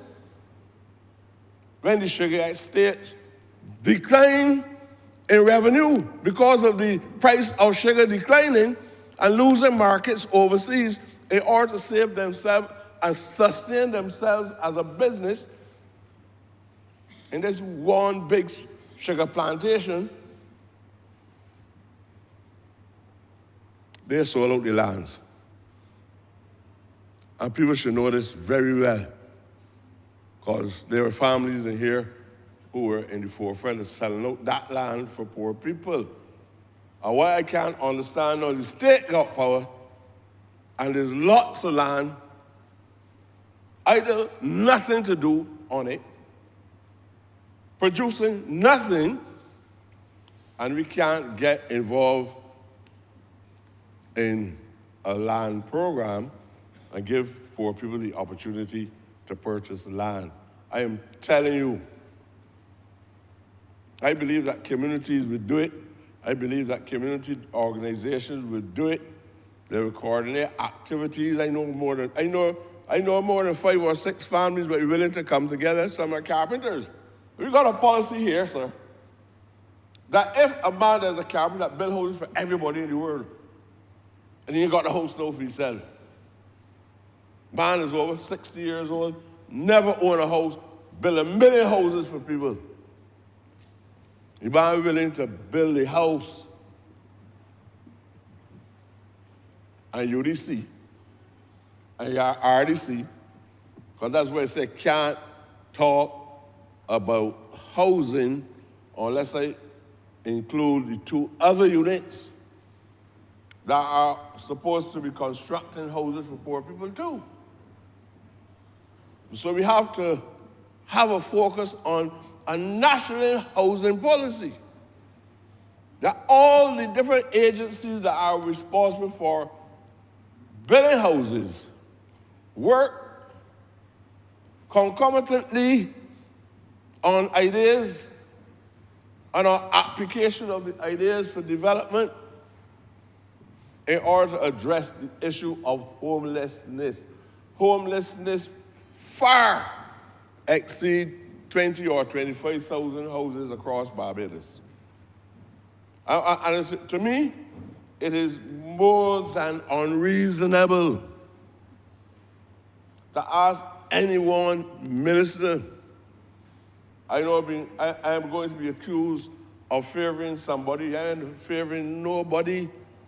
It is hard for one minister who does not have control even over the 20,000 or 25,000 houses that he's supposed to build, especially when it got a lot of private sector, intervention in applying the policy, sir. And I feel that we need to sit down and have serious discussions. I know some of the prices that people paid for land in the 1890s. I know the land, when the land was sold out in Carrington Village. I was not alive, but I read occasionally. So I know you can go and read Marshall's text on the plantocracy, and you will see it very clear. When persons sold out Welch's and when persons sold out Carrington Village. And they didn't give it to us because they felt that poor people want land, we sold it to us because they wanted money. They had major debates on whether we creating slum areas too close to government house, sir. They had people some of them all, we have a bus, and we have murals, and we have all kinds of inscriptions on walls out here with people who didn't believe that black people should be living in Carolina Village. And who, when they built the houses in the Ivy itself, especially the lower part of the Ivy to the western side, when they sold the land, they even gave grits and sand because they didn't want certain types of houses to be built in that area. But some of the areas that we now call ghettos, the people who sold the land and the early people who purchased the land wanted a specific type of house there. And that is why you have places like Carrington Village, and you got Belmont Road, and you see how it is in Carrington Village, and you can look at the architecture in Pine Road, and you can see the difference in the thinking of the real estate agents. And what black people had, we built Carrington Village. And what the other people had, they built Belleville and Pine Road. The social divide. The social divide in values and morality. They had their own morals, and the other people had their own morals too. So housing policy is not wood and sand and grits and steel and straps for hurricane purposes. This is a wide debate that the state must have, and not just my friend, the Minister of Housing and Lands. And that is my fair comment on it, sir. I had, sir, I know that some of you can hear I'm at the end of the show. Sir, I had in my area, there are now 12 houses available. So much? Or inflating it? Right. And I had, since 1980s, I have not had 20 houses constructed in one of the most densely populated areas in Barbados. That housing policy has failed. I hear people talk about housing and trying to find out what do you mean by housing. I ain't talking about people that know what is a mortgage. The people I talk about don't know what is a mortgage. They will never qualify for a mortgage. They can't even get a basic loan to buy a fridge. So they don't want to know about mortgages and how much interest you got to pay on the mortgage and what conditions and amortization. And they don't want to hear that. I talk about poor people who walk the streets every day in my district. My house is on the roadside, there are ram shops, sir. And they knock the door looking for a house. We have to have a housing policy that address the needs of these people. We also have to have a housing policy that take into consideration, I'm sorry that the honourable member is not here from St. James, because we have to face reality.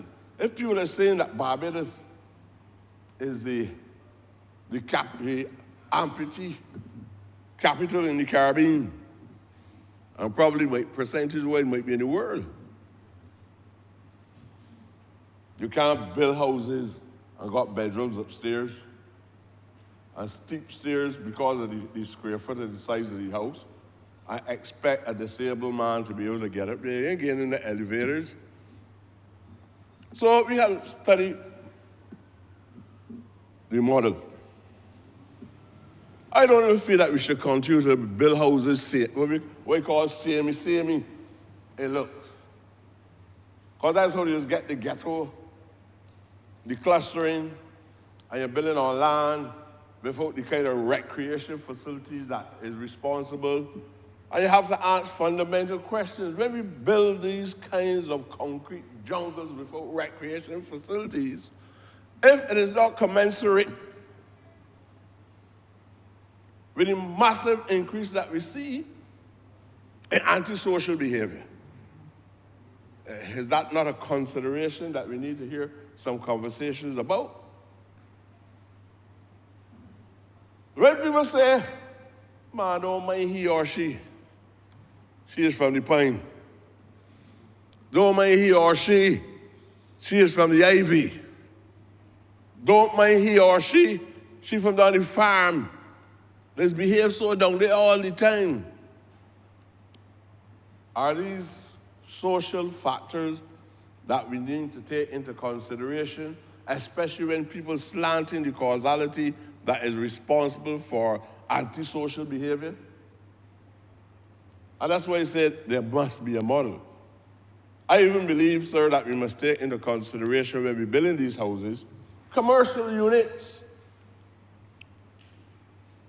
So that if persons have processed the, I gotta call it thrift too, if they process the thrift or the entrepreneur's spirit,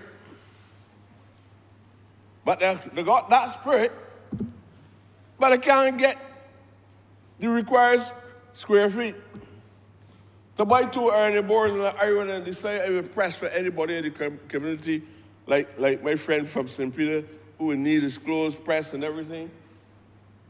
That somebody can rent a small unit and decide, look, I've been pressing here, I'm bringing a legitimate income that I can pay rent for the same place.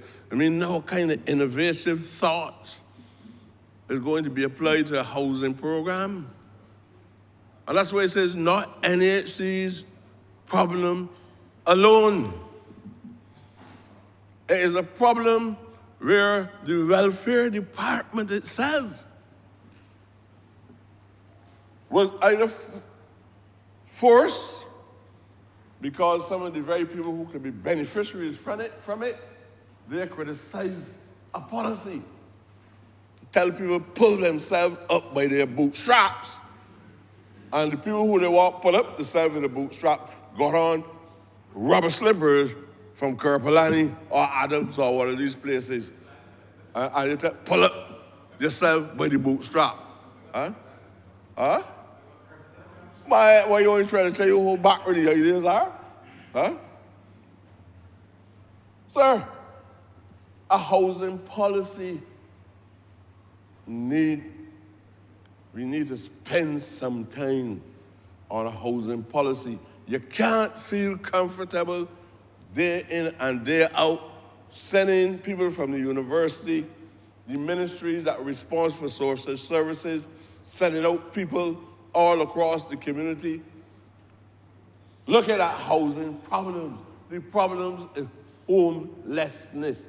I only mentioned a couple people who constitute that body of homelessness. Ex-cons, people who come out from the mental hospital, and the people say that they have already been restored to lucidity. And they're walking all around town looking for a space, to the extent that the bodies seem to be making the required adaptation where they can sleep in the rain, sleep on the cold sidewalk. I wonder how much of us really drive around at night and see what's happening out there by Treasury Building. They got more clothes around there at night, and people, than the amount of people that, in the traffic that pass through Cave Shepherd or any of these stores in town.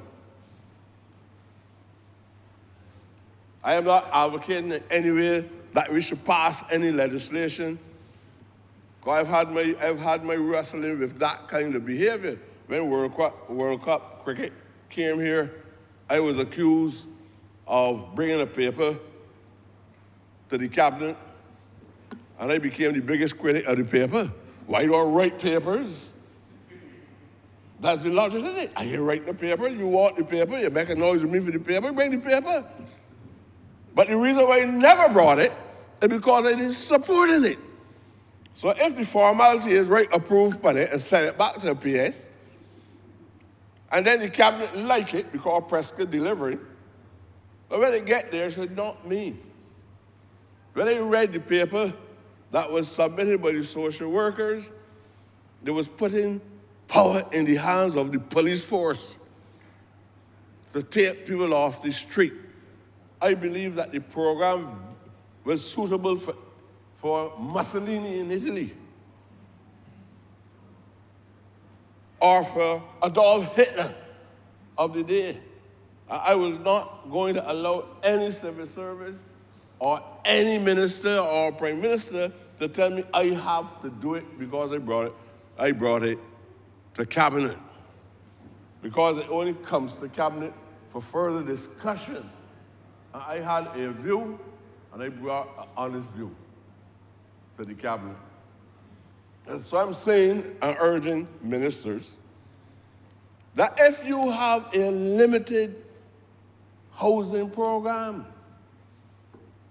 as long as the program has a housing, it gives you an opportunity to express your views on housing. And you can't express your views on housing if you don't also take into consideration those people who don't have houses. That's what homelessness is all about, sir.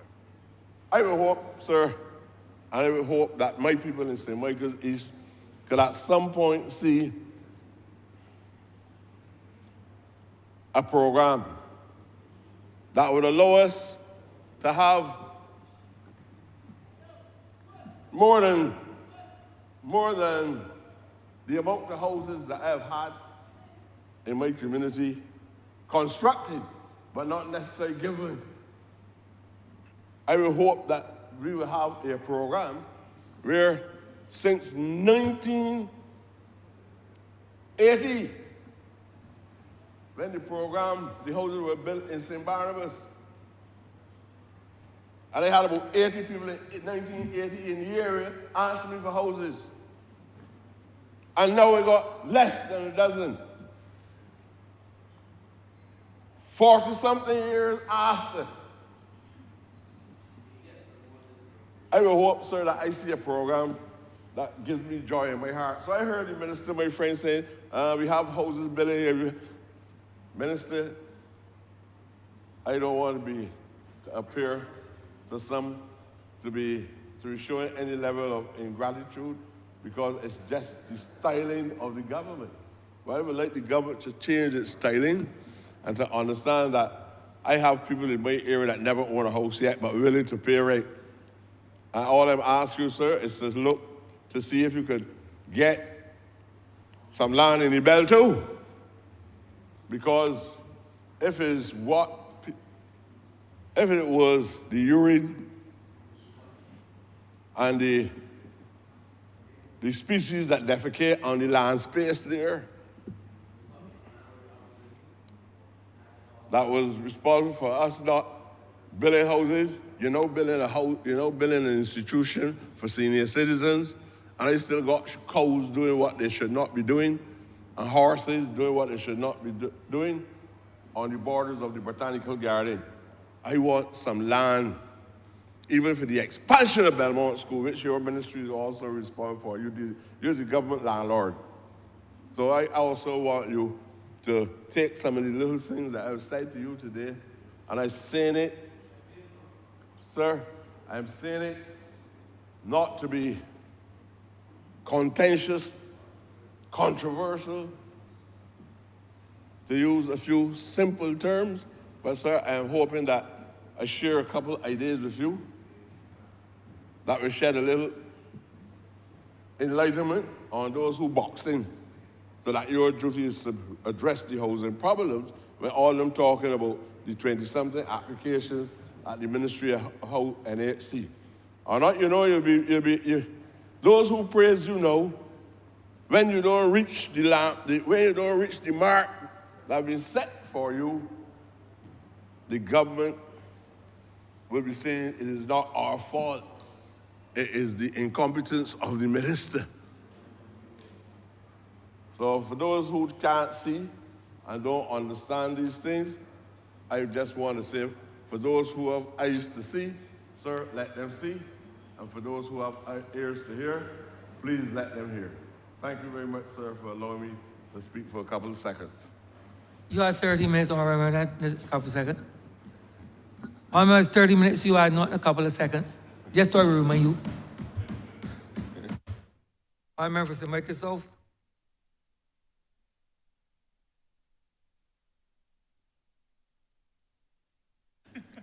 I'll also speak for a few seconds. Hoping you get 30 minutes also. Yeah, this is in Trevor timology. Just kidding.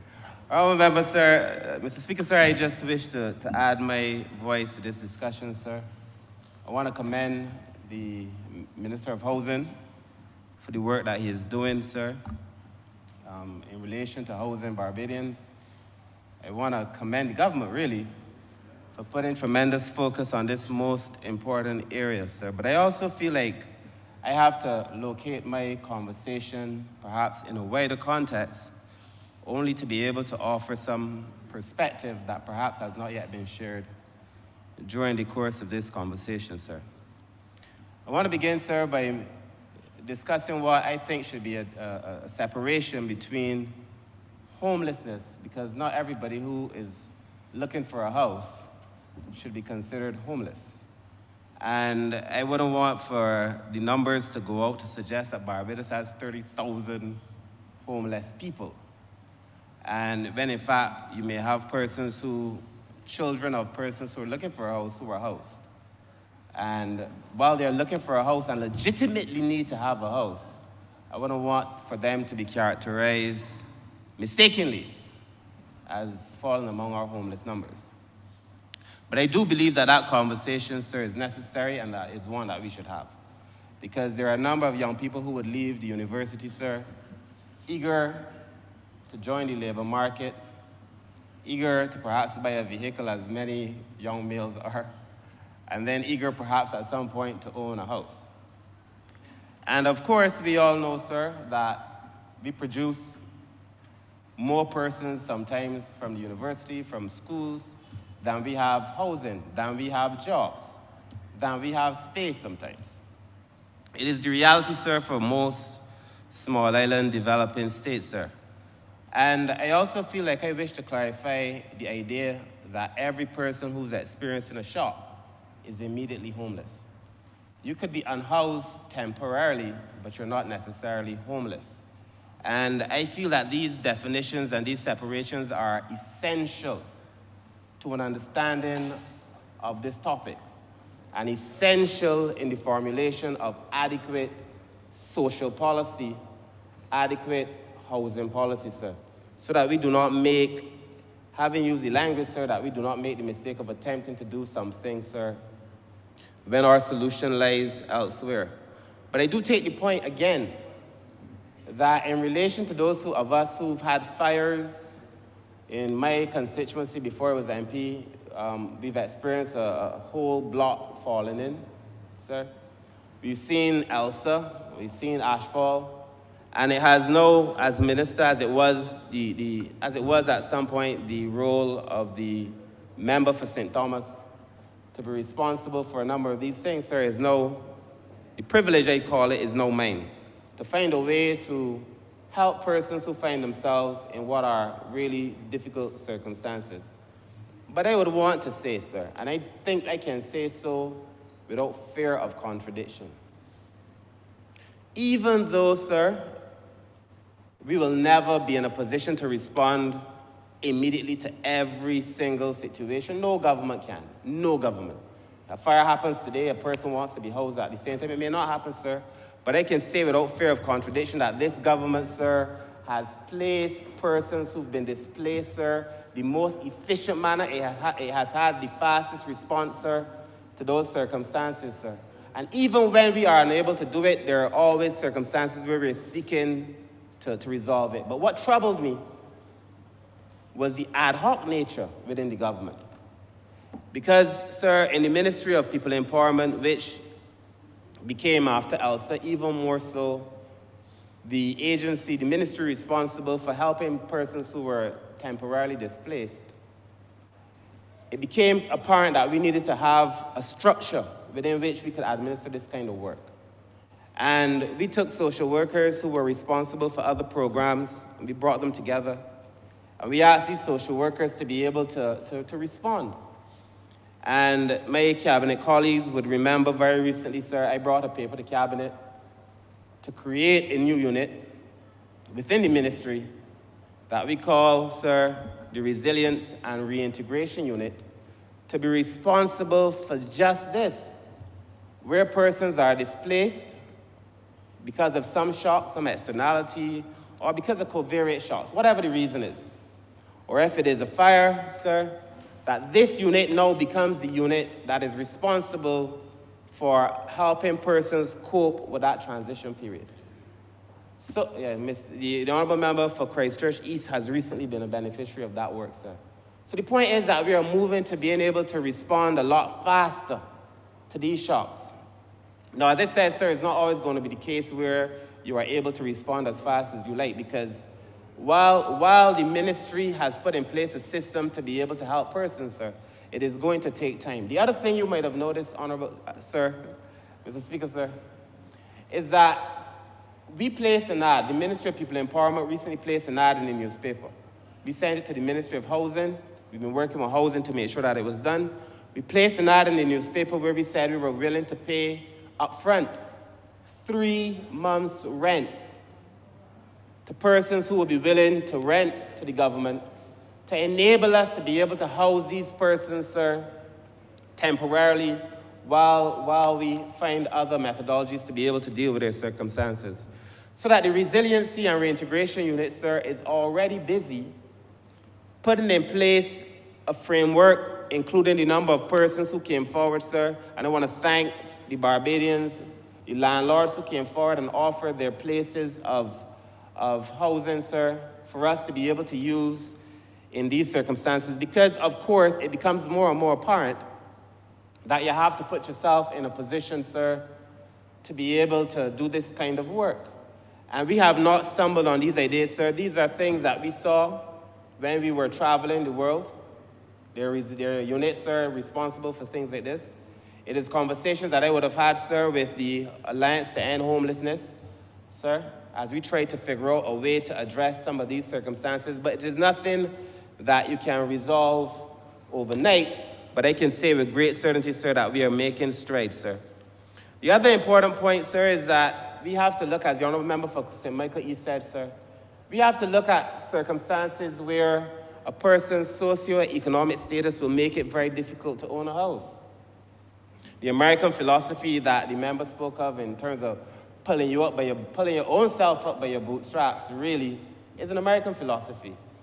The idea that, you know, they praise a person who comes from nothing, who receives no state intervention because they don't have that kind of same social democratic underpinning. Praise a person who comes and on the strength of their own hard work and a lot of luck and a lot of help, sir, from other friends, sir. I once heard, sir, a former president said he received a small loan of $1 million from his father. So, you know, there are things, sir, that persons have access to that people who are raised in certain places would never have access to. I could never get a small loan from my father of $1 million. I would not even get a loan of $1 million from a bank because they don't have that kind of capital. But the point is, sir, that we have to create housing, sir, for persons who are in that bracket, and we have been. We have been, sir. We have been creating housing for persons in that bracket. Of course, we're going to have to be able to do more, sir. We are going to have to be able to do more, sir, to make sure that we can ensure that all persons have access to housing. But in relation to homelessness, sir, the ministry has just completed, or is in the process of completing a policy on homelessness. Because to me, if you don't know where you're going and you're just doing, you're wasting time. You need to have a policy. We are settling a policy on homelessness. We just did a point-in-time count, sir, for the first time of the number of persons in Barbados who are homeless. Sir, we're about to do a second one. And at some point, it will be able to give an average amount of persons in Barbados, sir, who are homeless. As you know, sir, we increased monies to the Alliance to End Homelessness, sir, and this resiliency unit. I feel that we have to put ourselves in a position, sir, where we prevent homelessness, we protect the persons who are homeless, and we reintegrate them as fast as possible, because the longer you stay on the street, the more difficult it is for you to reintegrate. And that which was supposed to be a temporary, transient experience, regrettably may become a permanent experience. And it is our duty to ensure that it does not become a permanent experience, sir. That is why our social services agencies are so critical. And I believe, sir, that at the welfare department takes a lot of beating in this country. The welfare department is everybody's beating board in Barbados, sir. Of course, the welfare department also helps a lot of people. And I know that for a fact. But I feel there are things that we have to be able to do in all of our institutions. We have to make access easier. It should be easier for people to access help, sir. And we have to make it easier by how people walk in, if they do it online, if it is a casual conversation.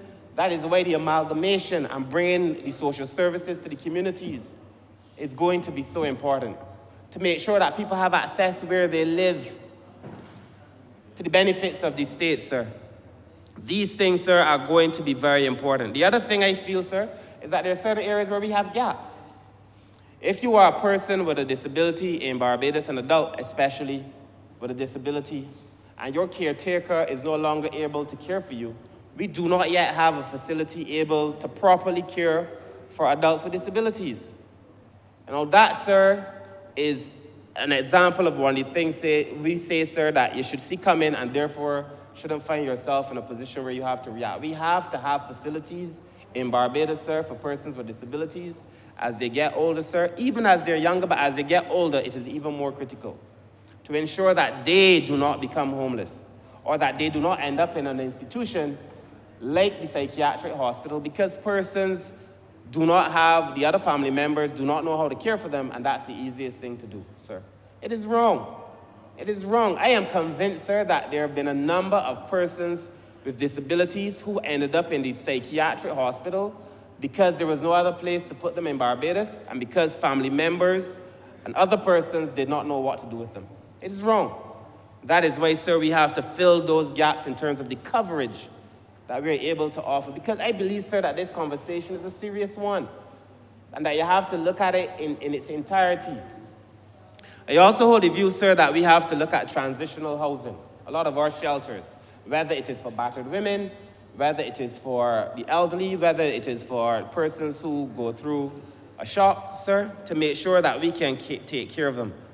And I also feel, sir, one of the tragedies of social work and social service is that persons feel that a person's entire situation and life stands before them when they reach that social service agency, sir.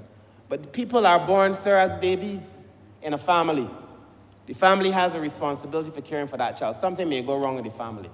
We send our children to school for an education. The vast majority of our children leave school without qualifications, sir. We then ask these persons to enter the labor market. It is difficult to find themselves properly involved in the labor market because of all these preceding factors. All these things, sir, that to me pave the way for persons to be ending up homeless, paved the way for many of our same people, like the minister spoke of from St. Michael East. A lot of these persons, sir, who then do not have the economic wherewithal to enter the market and buy a house, sir. But I feel that beyond making it easy for persons to have a house, which we must do in terms of its cost, we have to build a society of people, sir, educated enough, resilient enough, loved enough in their community, sir. Relationships are critical when you look at homelessness. Many of the people who end up homeless, sir, have broken down every possible relationship. A number of the older men who are homeless, sir, have had a number of children at a number of different houses, sir, slept in several beds, and in their old age, there is not a bed to welcome them. Because in every single instance in all those households, sir, they've broken down the relationships. So you have a number of older men, sir, who should not be in the position that they are in. Some of them would have worked. Many of them, sir, as I've come to realize, never paid NAS. I have a constituent, sir, I visited him recently, sir. He's waiting on his NAS check. I meant to tell the Honourable Member for St. Peter. He's waiting for his NAS, what happened to me? He's waiting for his NAS check, sir. But when I checked, he doesn't even begin to have the contributions. And so I feel we have to have a conversation around persons paying in their NAS payments, sir, so that as they get older, they have access to some kind of income, sir. This conversation, sir, is easy to become one that is political, easy to become one that is salacious, but we have to give it serious examination and serious consideration if we are going to have serious solutions. And I say that, sir, because I recognize, sir, that we need a real paradigm shift in this conversation, sir. A conversation on homelessness needs to be a conversation on education, on health care. When we talk about housing, sir, it is not only about not having a place to live. Sir, I grew up in the Pine in a housing scheme. Sir, it's probably the biggest housing scheme in Barbados. I love the Pine more than I could love anything else, sir. I grew up there. It is responsible for who I am. I know you can say so. Mr. Speaker, sir, I have the Honourable Member for Christchurch, East Central, West Central. He's telling me not as much as I love St. Michael South. But, Mr. Speaker, sir, I love the people in St. Michael South, of course, because they're in the same circumstances as me, the same as a member for St. Michael East, sir. We grew up, sir, in these housing schemes. You see the Pine solution, Haynesville solution, that the Honourable Member for St. James South will be aware of, sir, the housing schemes in the same West Central, Christchurch, and in the Bayland. You build these housing schemes, sir. You build housing solutions. But you do not create play parks. Me and the Honourable Member for St. Peter were just having this conversation. You do not create the play parks. You do not create any space for economic activity when you build these facilities, sir. And this is going back. This is not the Honourable Member for St. George South. He's working to change it. But I am talking about our building methodology over the years. So that when you grow up, sir, as a young man growing up in the Pine, at that time the Pine was hustling. Economic, sporting activity every day. The basketball court pop off, sir, if I can say that word in here. The football fields, the cricket, everything. But you had so many children that about 70% could never play. You had the Pineless Creative Workshop were busy, sir, at the time, sir. They had the community center doing conscious, important work, sir. But other people can't use it because you only got one. And so we have to think carefully about how we build out our society so that all of us, so you could create one solution and cause another problem. For every Newton's third law of motion, for every action, there's an equal and opposite reaction. When a force acts on a body, an equal and opposite force acts on some other body. Essentially, sir, what I am saying is that we have to be serious. I have watched in the recent past, sir, my name in the press, saying all kinds of things.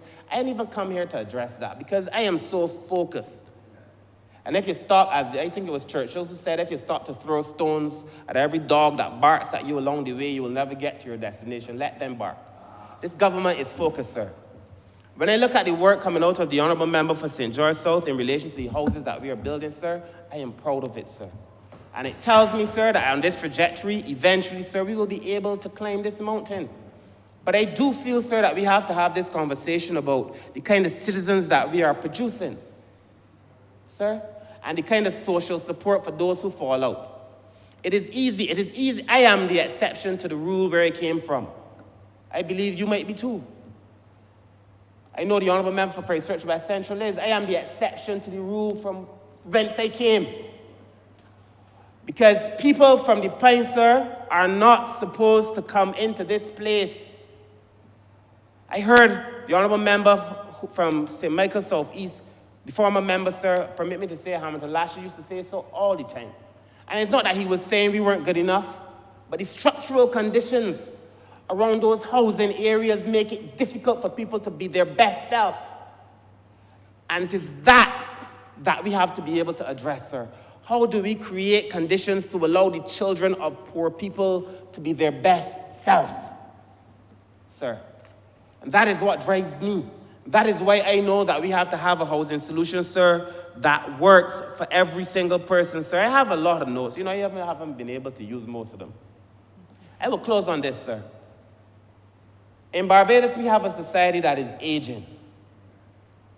The honorable member called it the amputee capital of the world because, regrettably, it seems to be so. But even if we are not the amputee capital of the world, sir, we are among the oldest countries in the world. In the very near future, Barbados will be a super-aged society. We will be old, sir. The average Barbadian is now 40 enough. We believe, sir, that by 2050, the average Barbadian could easily be over 60.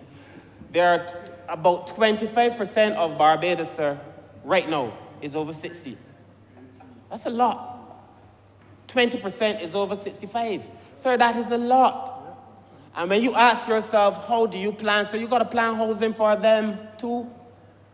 You have to plan housing for them too, sir. And that, to the extent that that is why this government has made the bold assertion to be working with BARP, sir, and the Sir Optimist, the Prime Minister announced it, to build housing in every parish to be able to accommodate persons where they come from.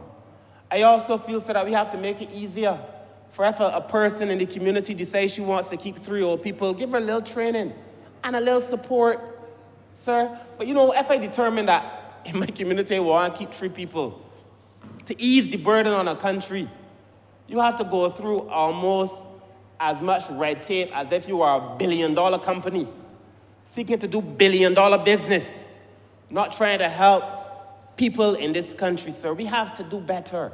And I understand, sir, of course you have to have standards. I'm not reckless. But we have to use these standards, sir, in a way that is useful. You know, not everything that is meant to be an asset, sir, becomes an asset when you determine that you're going to straitjacket people and treat it as a liability. You stop people from coming in the welfare department because they got on armhole shirts back in the day, because this government stopped that. Or you couldn't go in the welfare with short pants, or if your shirt got in holes, sir, well, you're poor. So you got to go and borrow your neighbor's suit. Sir, when I was a boy in 1992, I will close on this, sir. In 1992, when I had just finished my A-levels, and I did fairly well. At that time, the then government was sending home transport board workers, janitors, cooks, bus drivers galore. My mother and father, my mother a conductress, she went home. I had to take a year between community college and the university because I had to go and look for a job, sir. I spent that year, I must have written 1,000 applications. When people look at us and say we don't know these things, people don't know your story. And every man and woman in here has a story. But sir, when I had to go and write my applications for the first 5 months, you know how many people responded to me? 0. I then had to ask my great aunt who lived in Regency Park, because I know the psyche of people. I said, can I use your address to write my applications in the hope that somebody wouldn't see bottom clothes Wildy and determine that I was a rogue? And I asked her, she's now passed, God bless her soul. I asked her, can I use her address? And she said, of course, sir. And quick, I don't know if it was a coincidence, it could have been. But quick, so I had an interview at a radio station on the first one that I wrote using Regency Park, sir. Tell me that where a man comes from don't change his life circumstances. And I took that interview, sir. I did fairly well on the interview, I believe. They called me back. But at that time then, by the end of that term, sir, they decided they wanted to go back to school. Because I said to myself, there is no way, sir, that this will be the sum of my experience. And so when people try to write off certain communities, sir, I cannot feel good in my conscience about it. And when we bring a housing solution here, sir, that allows us to have 10% for persons with disabilities, 10% for persons in the lower echelons, 10% for people in upper echelons, because you have to create diversity. He had a policy that housing had that was a nonsense, sir, was that if you get a job, you live in a house, you get a job in the Pine, you start making $2,000 a month. Now, your mother is lower class, your father, your brothers and sisters don't have no work, but you get a job. They somehow do some tests. This is before you, Minister. When I was a boy. And they will come and tell you your income now is too high, you gotta go and look for a place to live. You can't live here no more. Because all of a sudden, you get a job. Now, we went to school. You didn't go to university, you don't expect the person to get a job, but you can't live here. So now you want to push out any example of success out of the same community, and all that people see are people who did not make it, sir. Or people who they believe are struggling, sir. Because people don't see the values, people don't see the good morning, the good evening, may carry your grocery bag when you get off the bus, may bring water for you when you walk out. People don't see that when they walk through the Bay Line and Britain Sill and the Pine, and when they walk through my Lord Sylvia was born, sir. But what they see is they see housing, and they see poor people, and they see social problems, sir, but they don't see the character of people. This government, sir, has to correct a lot of that. Our social problems, sir, I close. Our housing problems are a lot more complex than simply providing housing. But I believe, sir, that we are on a good trajectory to be able to address a number of these things, sir, and I wholeheartedly support the Honourable Member for St. George South. Honourable Member St. George South. Thank you, Mr. Speaker and colleagues, for a very robust discussion. And I really would love the member for St. Michael East to, listen when I explain a few things to him that he raised. Because, and I will pick up from where the member for St. Michael South left off, and I thank you for the elucidation with respect to the whole aspect of homelessness, because we came here this afternoon really to address the matter of the housing deficit in this country. And while I support the comments coming from the member for St. Michael East, some of them, because the one with respect to not having a housing policy, I sure stood on my feet here with a bit more zest and a bit more fire to explain to the member that this government indeed has a housing policy that is different, and the member for Christchurch East Central. He spoke to the difference between the last administration and us, but I will go further other than the actual financial aspect of our housing program and how we have taken the housing program off budget and how we have introduced solar photovoltaic to drive the cost down of housing, to pay for services and infrastructure, where before a house, a 2-3-bedroom house that is valued at over $350,000, you can pay now $172 for a 2-bedroom, and for a 3-bedroom you can pay $226,000.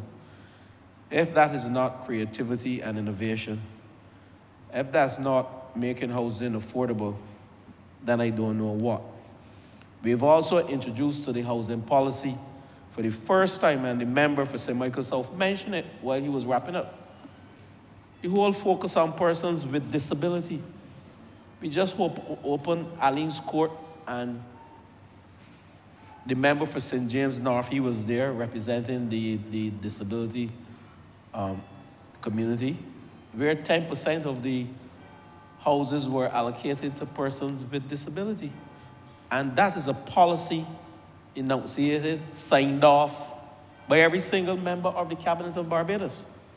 We also went further, and we capped the price of services at $5 a square foot. We also capped the price of land. I heard the members mention it. And that is why we came from the dark ages of building at $657 a square foot, because the price of land was all up in $20-something. And that's what the private entities in partnership with government then were selling to poor people. And we capped the price of land as a government at $12 a square foot maximum. Now, I turn repeating this, and I will refer to the answer the next time I have to repeat this, because I'm confident that it is written. And I would ask the good clerk of Parliament, through you, Mr. Chairman, Mr. Speaker, to present it so my good friend from St. Michael East can have a look at it. Now, there are some points that I agree with. The whole aspect of transitional housing and emergency housing is so critical. Only this morning, member for St. Michael South, only this morning, I chaired a Hurricane Nelson meeting with your team, and member for St. Michael East, we discussed the whole aspect of fires, emergency housing, transitional housing. We didn't go into homelessness, and I'm glad that the member spoke on that extensively. But we have identified some lands. I didn't expect to go into these details. In St. Andrew and some other areas, like you rightfully said, member for St. Michael out East, the Ministry of Housing, not only housing, lands as well. We have a duty to identify lands for these issues, and we recognize that over the last couple of years, we have been getting more fires, especially in the area, St. Michael North. It has been, St. Michael West has been fire on top of fire. And we're hoping, member for St. Michael South, I have said to your DPS that I'm confident that my colleague will support what was put forward by the Ministry of Housing from the Property Management Unit, because it didn't come from me. I had management meeting and we said we have to find land for emergency housing in this country. Too many fires, transitional housing, persons having too many challenges. And we expect you to lead this charge when we do like this to you and say, you know, we will hand it over to people's empowerment. We can't manage that. You have the facility and you have the skill set to manage that. But what we can do is provide the land for you, and probably either yourself within your ministry or the Ministry of Housing engage a contractor to build whatever transitional or emergency housing there is. And it's true. We have to move away from just looking at housing just to accommodate persons who are working. And while the debate was narrow in focusing on that aspect, we have to now look at emergency and transitional housing. The whole aspect of homelessness, I wouldn't go into that any further because the member for St. Michael South, he touched on it. But I want to say to you, member for St. Michael East, and I will come to the member for St. Joseph shortly while I wrap up. The houses at Haggett Hall, they're all about ready. But you have some land on the western side of those 12 units that we looked at. And I'm confident that that land, you also have identified that land as given to you by a former prime minister. And I know we had a site visit, and we're in the process of acquiring that land because it can house at least another 30 persons. And like I always say to you, you can't get all. You have to share. You have to share. You can't get 100%. And you are shared because we met, and even though you have 12, I won't say how much of those 12 that you have, but we sat down and we came up with a number, and I know you are satisfied with the number. All right? Now, Mr. Speaker, the member has me laughing, huh? We are now building houses, and the member for Christchurch West corrected me. We are under $300 per square foot.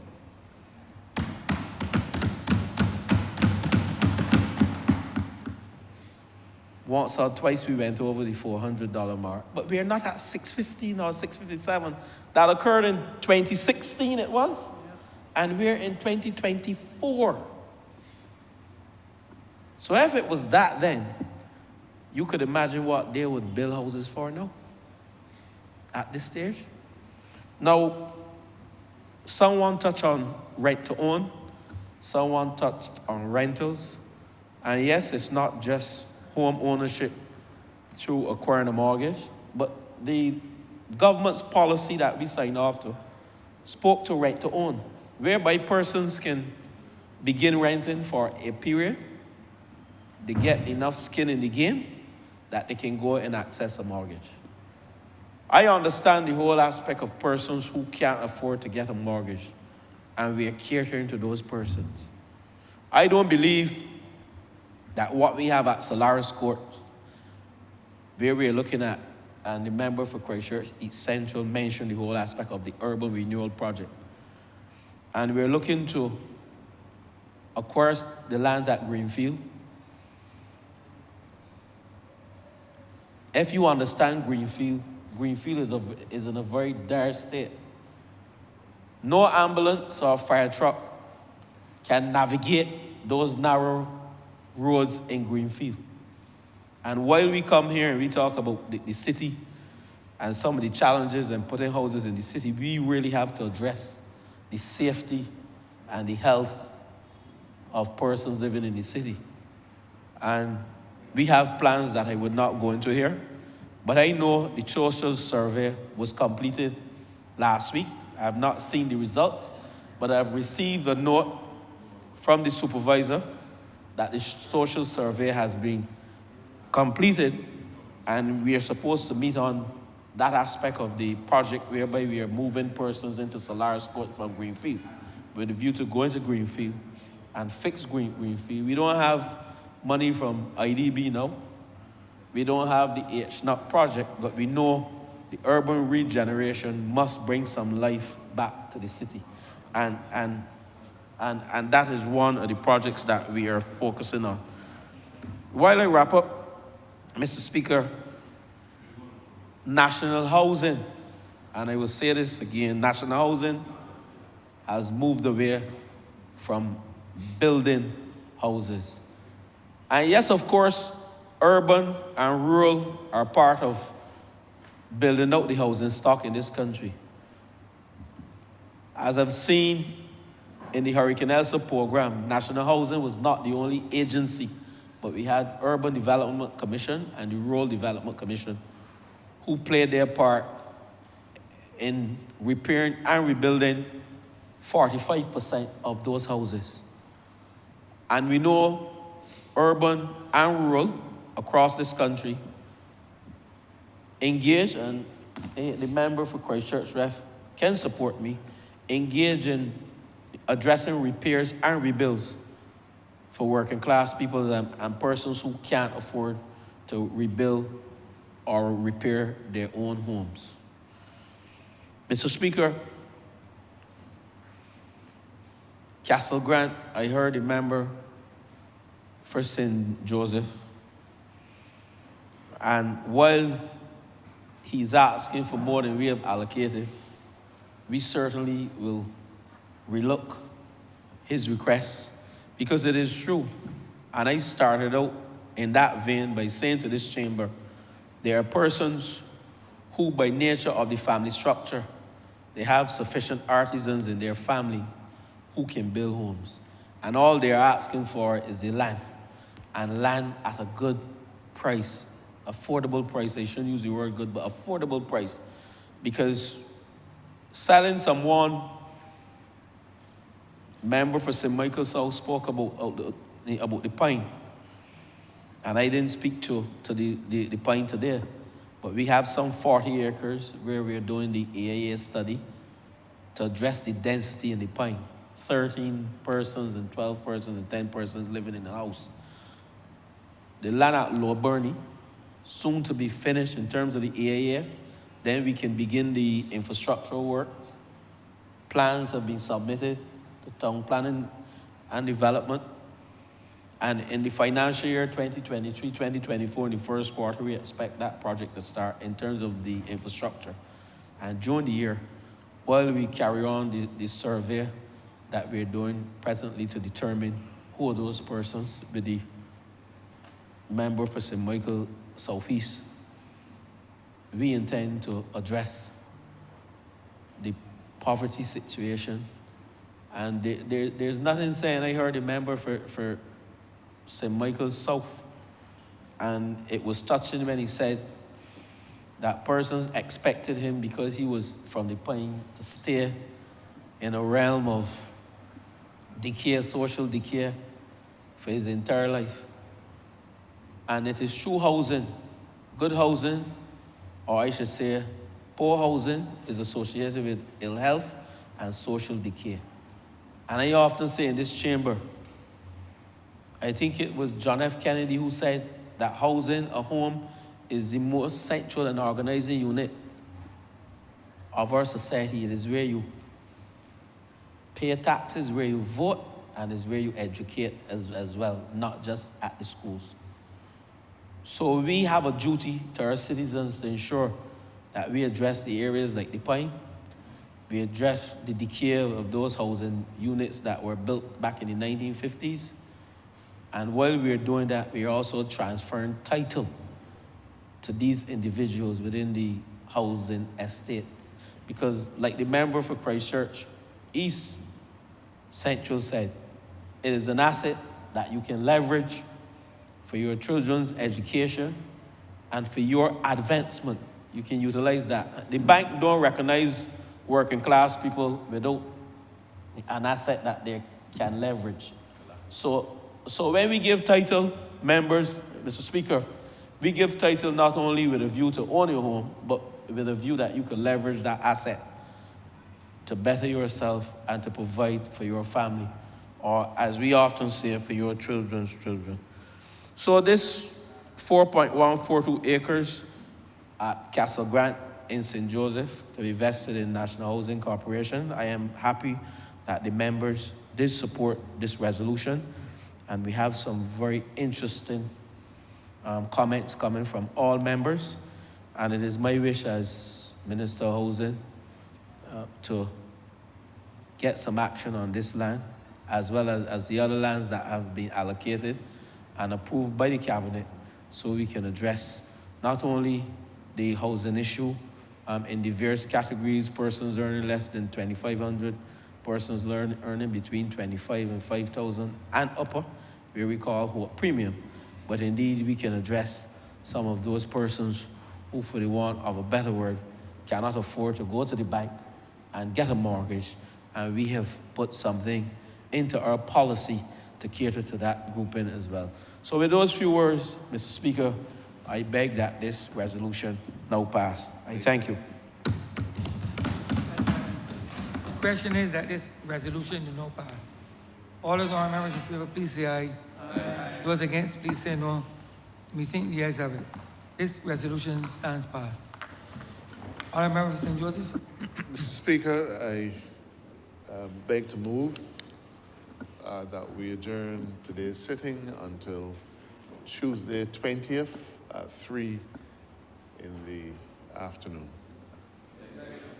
The question is that this honourable chamber be adjourned until 3 p.m. Tuesday, the 20th day of February, 2024. All of our members in favor, please say aye. Those against, please say no. We think the ayes have it. This honourable chamber stands adjourned until Tuesday, the 20th day of February, 2024 at 3 p.m.